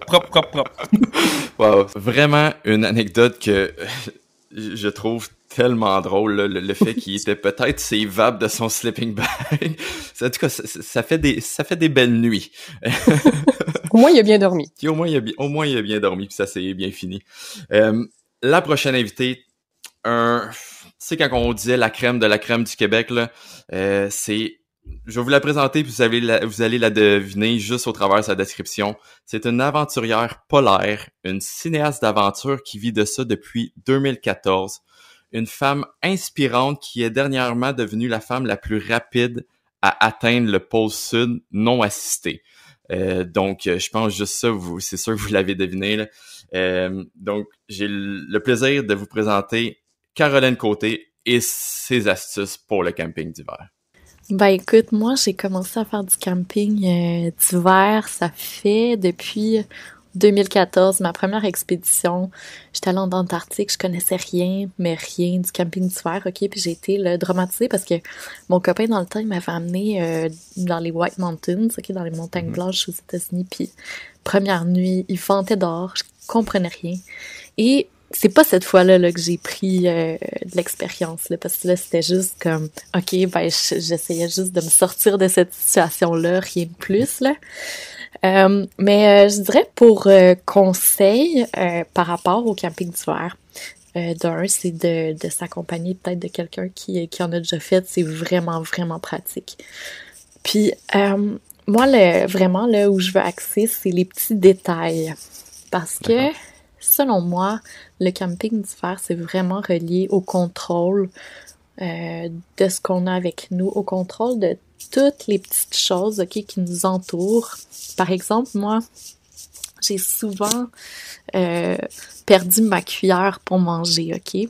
Ça a l'air vraiment d'un détail insignifiant. Mais quand tu passes du temps à chercher tel petit truc, ensuite tes vêtements, par exemple, pour t'habiller le matin, tu deviens vraiment inefficace. Puis dans le jour après jour, en expédition, il n'y a pas tant de problème. Mais la fois où il va y avoir une tempête, et là, tu vas devoir te sortir de cette situation-là, te sortir de la tente, puis tu n'auras pas avec toi le matériel requis. Autant ça peut être la lampe frontale, la nuit, t'entends un ours, t'entends un bruit à l'extérieur, tu sais pas où ta lampe frontale, c'est un détail, mais juste de ranger sa tente, ça peut éviter tellement de problèmes, puis ça peut aussi vraiment faire en sorte que l'expédition réussisse ou non, tu sais. Mm-hmm. Puis même des détails comme, tu sais, ranger le gaz où on le range avec nous pour allumer le réchaud, ben, tu sais, il y en a qui vont le mettre au mauvais endroit, le gaz peut se répandre dans le traîneau, sur la nourriture. C'est toutes des petites choses, mais au final, quand on fait attention à notre matériel, où on le met, ben ça peut vraiment faire une grande différence, je pense. Je suis tellement d'accord, puis j'ai vécu exactement ce que tu dis. Là. Heureusement, pour moi, c'était dans un trip de juste une nuit, donc mon gaz a coulé dans mon sac. Puis effectivement, même si ma nourriture était emballée, mais là, je sais pas, le gaz, ça passe partout, donc tout goûtait le gaz. Donc heureusement, c'était ma deuxième journée, fait que j'ai pu minimiser les dommages, là, mais oui, on apprend de nos erreurs, comme qu'on dit. Exact. Puis là, tu sais, t'avais la chance que tu partes une journée sur une expédition de 30 jours, trier ta nourriture entre celle qui goûte le gaz ou celle qui la goûte pas. Là. Ça, je l'ai vu arriver dans des groupes. C'est quelque chose qui met fin à l'expédition. Puis quand t'as mis des milliers de dollars là-dessus, quand c'est l'expédition de ton année, ben c'est dommage, mais c'est un petit détail qui vaut cher. Ouais, c'est sûr. Puis des fois, ça peut être dur de dire, OK, ben il faut que j'arrête parce que justement, ça a coûté tellement cher. Mais après ça, vaut mieux arrêter et se sauver la vie que de continuer et peut-être y passer. Hein. Ouais, exactement, tu sais. Alors, moi, je dirais, là, le deuxième conseil, le plus important, c'est de bien choisir son sleeping bag, OK? Parce que, toi, par exemple, quel tu vas utiliser pour l'hiver? Est-ce que ça va être plus celui de plume ou en synthétique? Personnellement, j'y vais en synthétique parce que je suis vegan, donc j'essaie d'éviter tout ce qui est matériel qui vient des animaux. Là. Ah, c'est incroyable. Ben bravo pour ça. Moi, je te reconnais parce que c'est pas vraiment facile dans le milieu du plein air d'avoir des vêtements qui sont faits sans matériaux animaux. Puis moi, c'est vraiment mon but dans les prochaines années d'arriver avec mon style vestimentaire, de changer ça. J'ai commencé à enlever la fourrure, mais on en reparlera sur un autre podcast. Moi, je dirais que t'as raison. Puis aussi, tu sais, ça peut dépendre des expéditions. Il y en a où ça peut être plus le duvet, la plume, pour des expéditions où ton sleeping bag va pouvoir sécher à l'extérieur ou quand il va avoir du soleil, il va pouvoir rester sur ton traîneau, par exemple, ou sur le dessus de ton sac quand tu marches. Ça va permettre de le sécher. Mais tu sais, il y a des places où c'est vraiment humide, tu sais pas s'il va pleuvoir ou s'il va faire autour de 0. Si t'as pas de soleil dans ces environnements-là, moi j'étais allée au Svalbard il y a 3 ans, puis on était la nuit, donc pas de possibilité de faire sécher mon sleeping bag. Fait que c'est vraiment pour ça que j'ai pris du synthétique, tu sais. Puis dans les deux cas, ils ont leur force puis leur faiblesse, mais c'est sûr que le synthétique, moi je trouve que c'est un super bon choix parce que il reste quand même chaud même s'il est un peu mouillé. Tandis que le plume, il va s'écraser sur toi, puis il va devenir assez gelé. Mais par contre, le duvet, c'est sûr que c'est extrêmement chaud. C'est bien, bien sec. Moi, j'ai vu des choses arriver. J'ai vu de la glace qui s'est accumulée dans le sac de couchage. Et là, il n'y a plus de retour en arrière. Faut aussi revenir d'expédition parce qu'on n'est plus capable de garder notre chaleur la nuit. C'est la gestion, encore une fois, d'un sac de couchage. C'est un petit détail que si chaque jour, tu prends pas soin de ton sac de couchage, tu vas te ramasser avec un sac de couchage mouillé au milieu de l'expé. Et c'est pas très le fun, ça non plus, je pense. Non, après ça, tu te ramasses avec un bloc de glace. Là. Exact. Ouais. Ben, je suis vraiment content de t'entendre dire pour le synthétique, parce que je suis toujours le bizarre quand il parle que j'ai le sac synthétique, puis tu sais, j'essaie de minimiser mon poids partout, mais je garde tout mon équipement est en synthétique, fait que tout le monde est comme « Ah, t'as pas du duvet? » Donc, je suis content de l'entendre dire enfin de quelqu'un d'autre. Ben, tu sais aussi, il y en a qui prennent les deux, qui vont prendre du plume dans du synthétique. Okay. Il y a aussi beaucoup de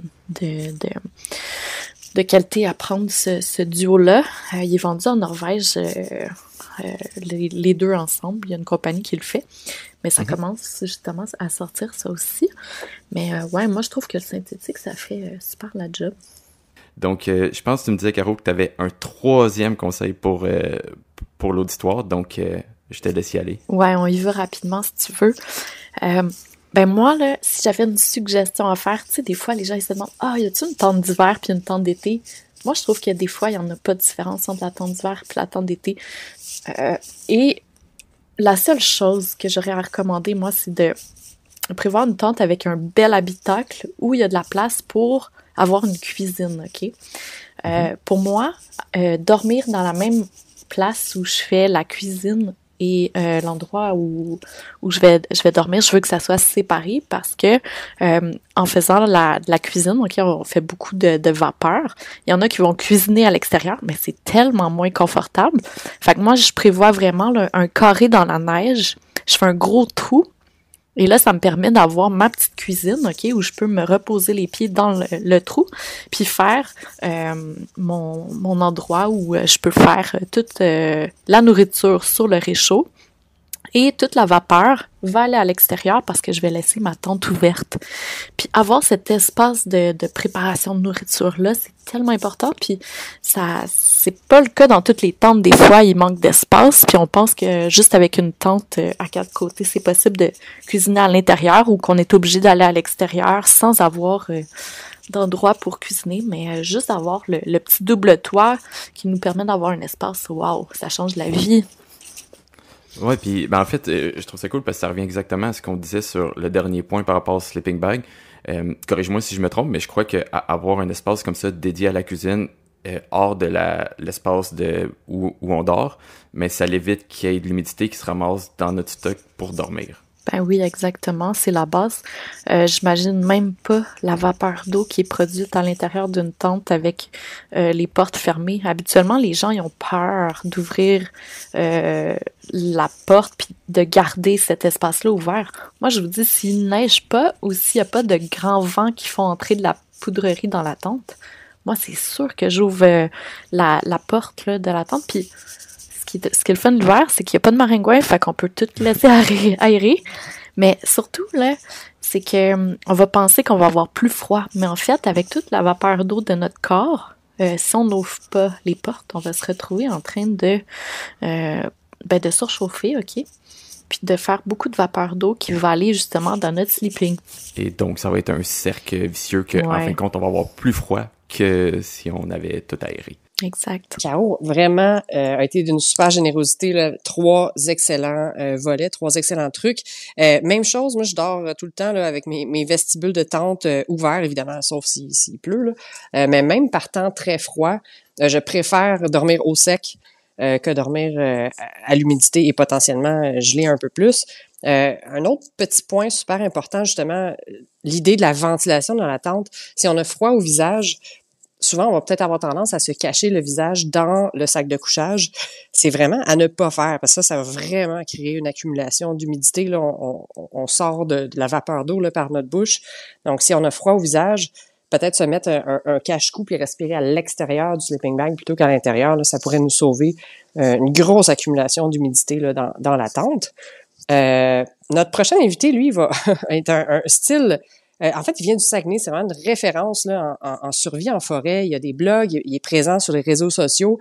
C'est vraiment un livre ouvert là, sur la survie en milieu naturel au Québec. Il y a de l'expérience du terrain.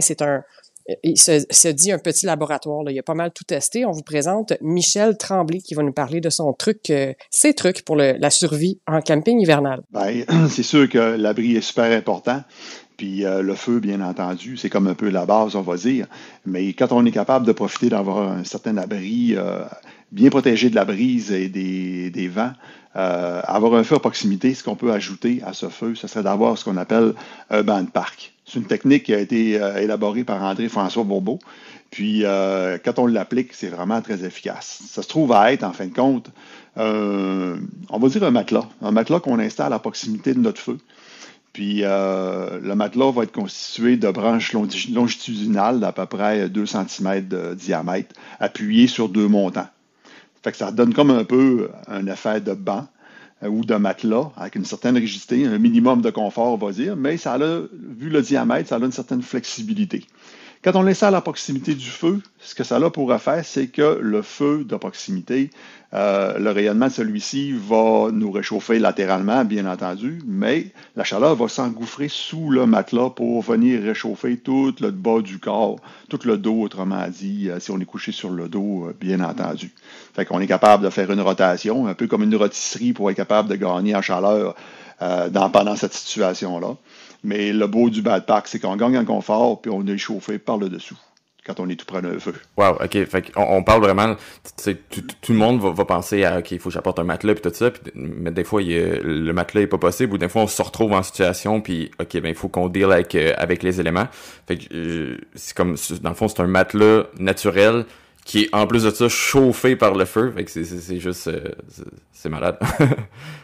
Exactement. Donc, quand même, à une certaine proximité, il faut faire attention au retour de flamme, bien sûr. Puis, il faut que le matelas soit plus haut que le feu pour que la chaleur puisse s'y engouffrer. OK, cool. En fait, je trouve ça tellement intéressant que j'ai envie de te demander, t'aurais-tu d'autres trucs? Dans une situation pareille, quand on est en plein hiver, c'est quelque chose qui risque de générer justement un frisson. Ça peut paraître bien banal, mais c'est le pipi. Puis bien souvent, quand on a envie de pipi, puis qu'on est dans une situation où est-ce qu'on frissonne le moindrement, on veut pas sortir de notre zone de confort. Là. On veut pas se lever, rentrer dans nos bottes si on est en camping d'hiver. Si on est en survie, ben on essaie de profiter le maximum de la chaleur. Mais en fin de compte, avoir envie de pipi va nous donner des frissons, va nous faire geler. Fait qu'il faut pas hésiter du tout à se lever puis à aller se soulager pour être capable de revenir, puis là, de pleinement profiter de la chaleur du feu, puis du sommeil qui est super important. Là. C'est vraiment intéressant ce qu'il dit sur l'urine, parce que dans le fond, on a vraiment tendance à vouloir le retenir, mais notre corps, de la manière qu'il fonctionne, c'est qu'il veut garder une certaine température. Donc l'urine va faire partie de ça. Il ne voudra pas laisser l'urine refroidir, donc il va travailler pour la garder à la même température. Donc ça, c'est des calories de plus qu'on va dépenser juste pour ça. Donc, c'est là important si on a envie de pipi, ben, de pas le retenir. Il faut y aller, puis je vous garantis que la nuit va être vraiment mieux par la suite. Puis je peux même vous donner un conseil avec ça. Tu sais, des fois, on va comme sortir de notre sleeping bag pour aller aux toilettes. Mais je me garde toujours une barre tendre de nuit. Tu sais, on en parlait un peu avec René Claude. Donc, une barre tendre dans mon sleeping bag qui est bien chaude, qui est pas, qui est toute molle, là, qui est pas gelée. Comme ça, je m'en vais aux toilettes, je rembarque dans mon sleeping bag, je refais le plein de calories, puis le reste de la nuit est impeccable. Donc, on va suivre. Là, on a parlé d'urine, puis on dirait que c'est rendu plus fort que nous. Il faut toujours qu'on embarque dans ce sujet-là.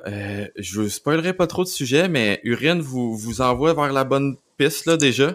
Donc une piste qu'on n'a pas explorée encore. Oui, c'est ça. Donc on a 2 invités cette fois-ci. Ils sont venus en combo, un duo que Du tonnerre. Ils s'alimentaient un et l'autre, c'était plus arrêtable. Donc, je te laisse présenter le premier des deux, Catherine. Oui, en fait, notre premier du super duo est également un guide d'aventure.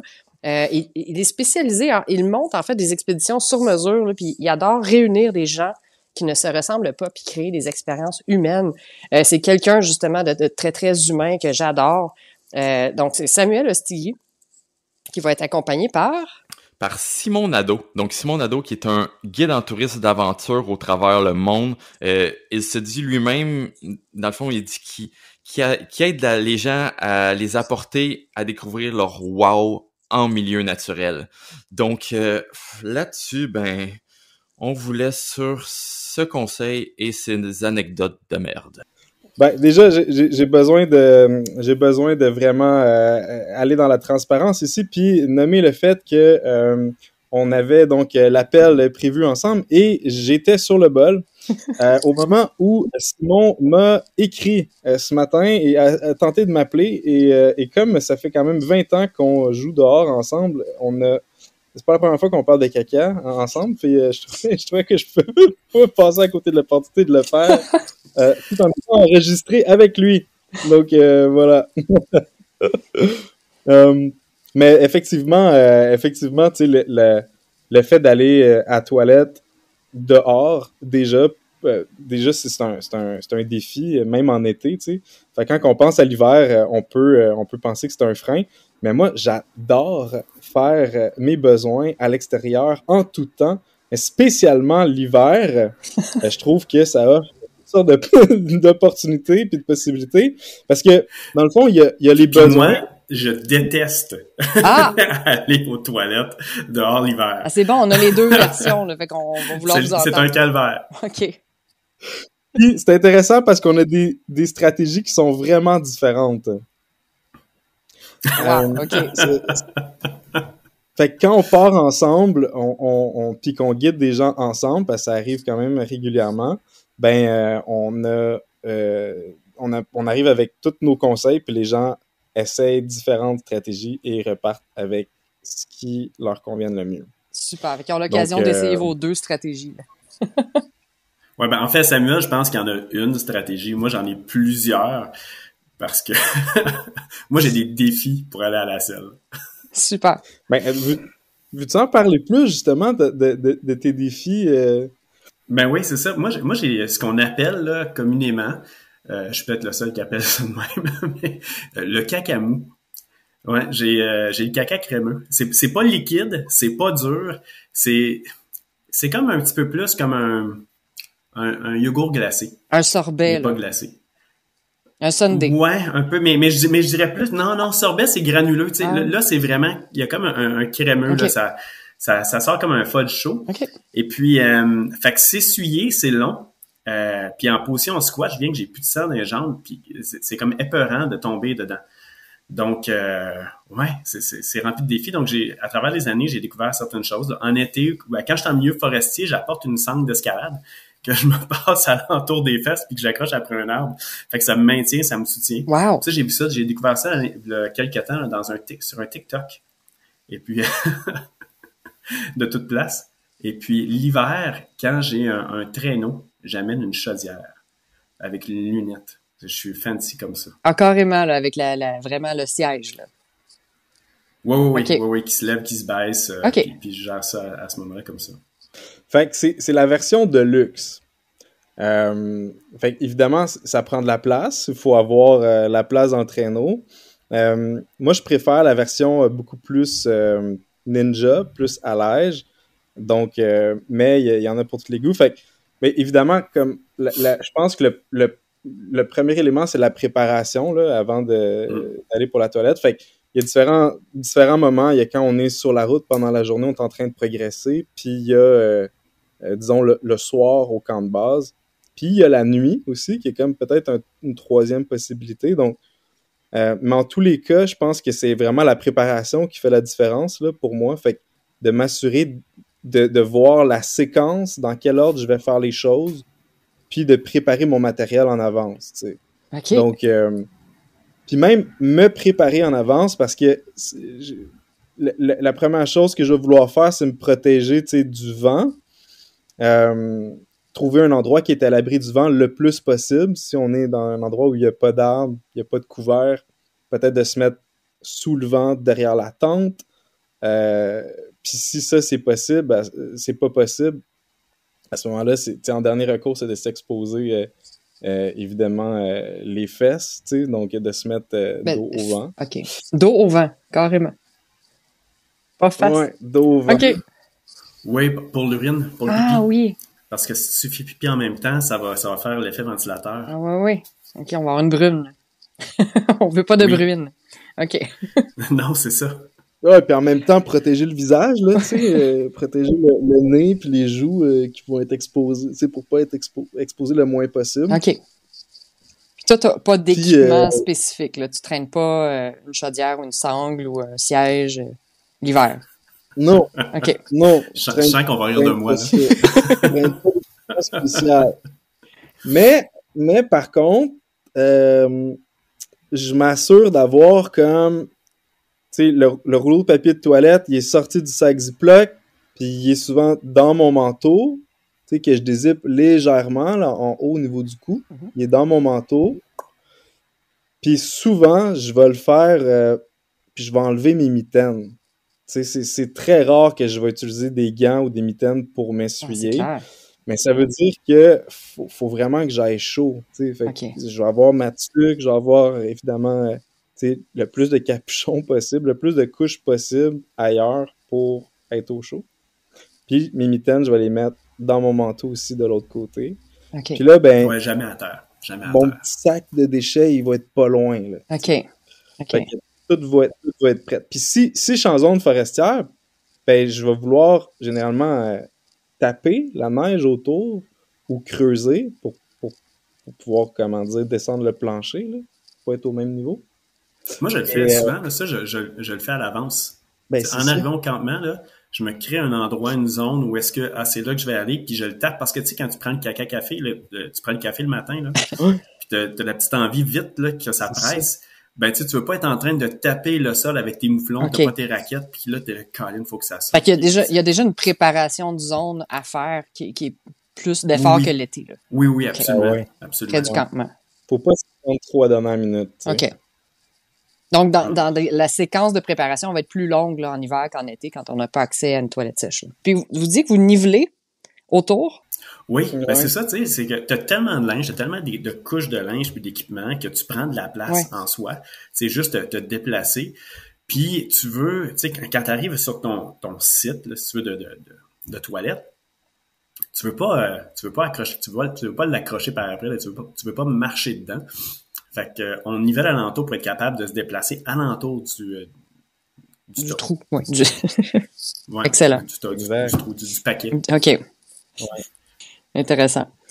Puis au niveau, pour le creuser, pour le préparer, avez-vous un équipement? Traînez-vous généralement une pelle qui est différente de celle, la petite pelle ultra légère là, qu'on traîne en été? J'imagine que c'est pas suffisant là, pour les conditions hivernales. Ah non, c'est la pelle à neige.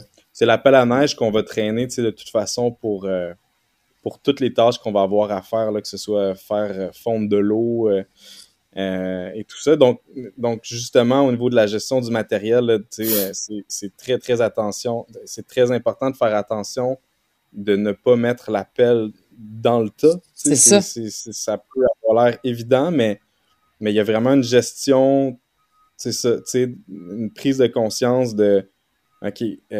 Parce qu'en plus, on a un visuel moins facile parce qu'on a tellement de couches de vêtements qui peuvent obstruer la vue. Là. Ouais.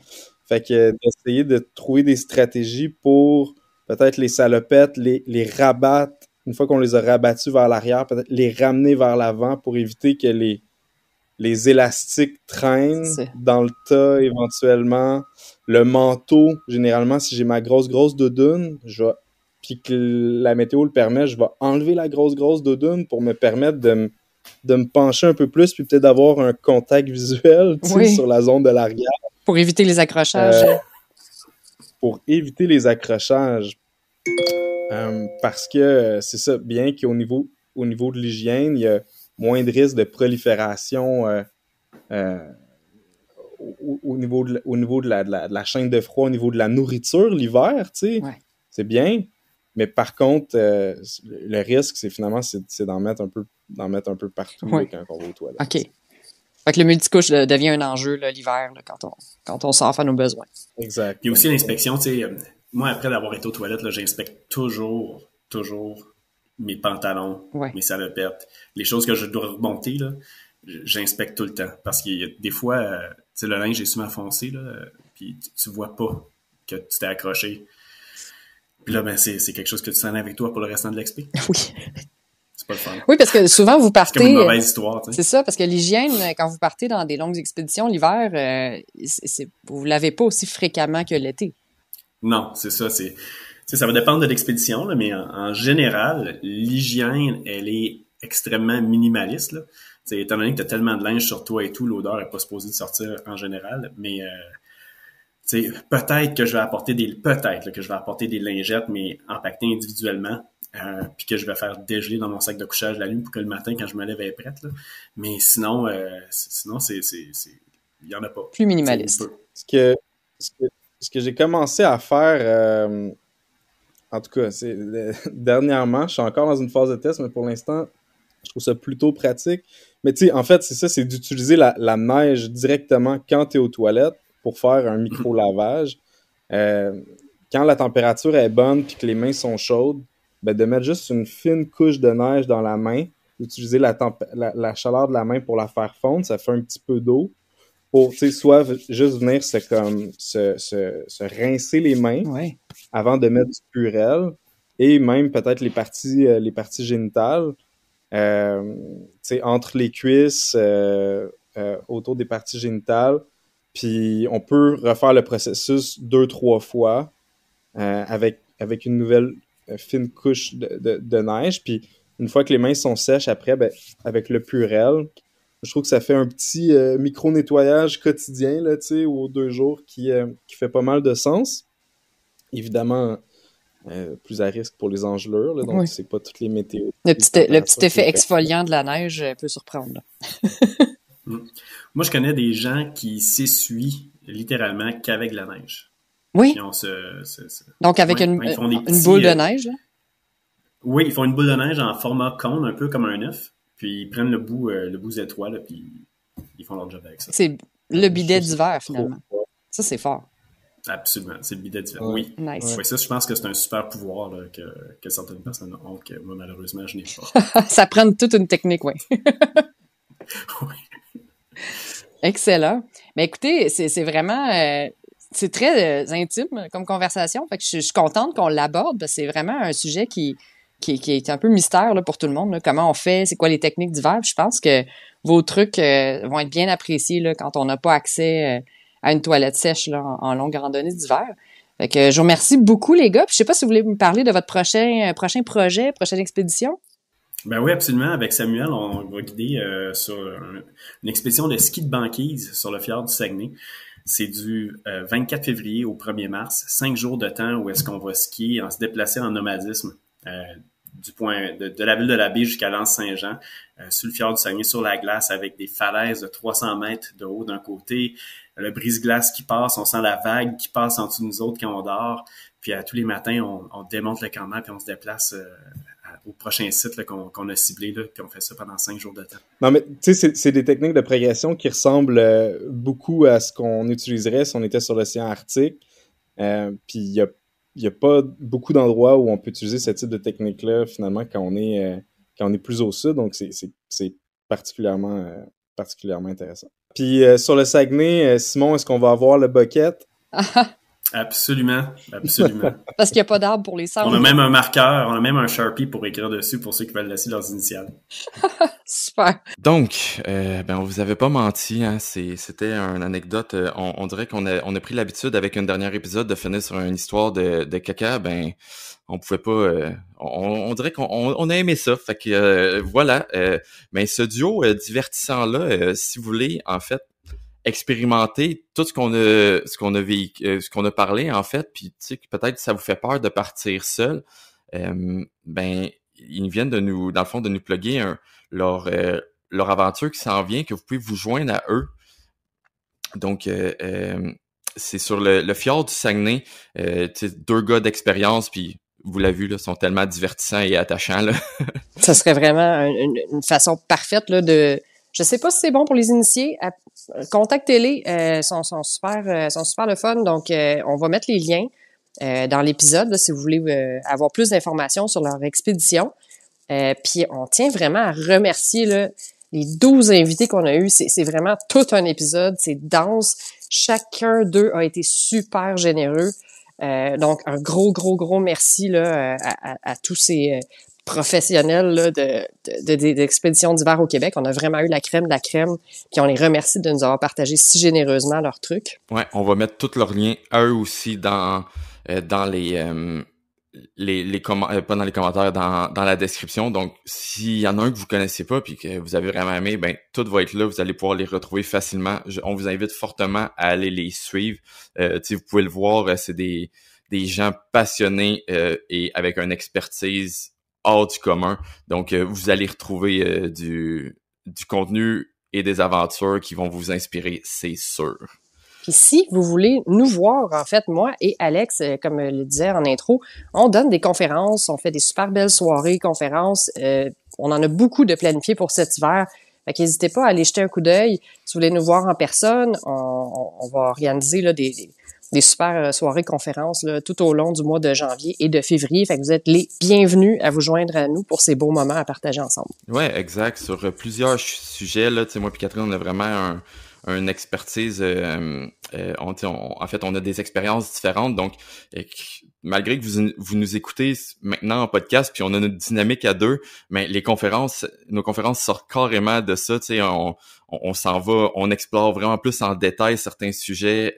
Puis, en fait, si des fois vous nous écoutez, vous êtes comme, il me semble j'aurais une question là-dessus, mais là c'est le moment parfait. Il y a de l'interaction qui va se passer, des parties. Vous pouvez nous poser des questions, puis on a vraiment du fun à faire ça. Je tiens d'ailleurs à dire aussi que j'ai mon film sur les Lofoten est officiellement sorti. Donc, je vous invite à aller le voir. Je crois que c'est mon meilleur à date. Donc, si vous voulez me voir un peu souffrir, allez sur ma page. Mon film sur les Lofoten est là.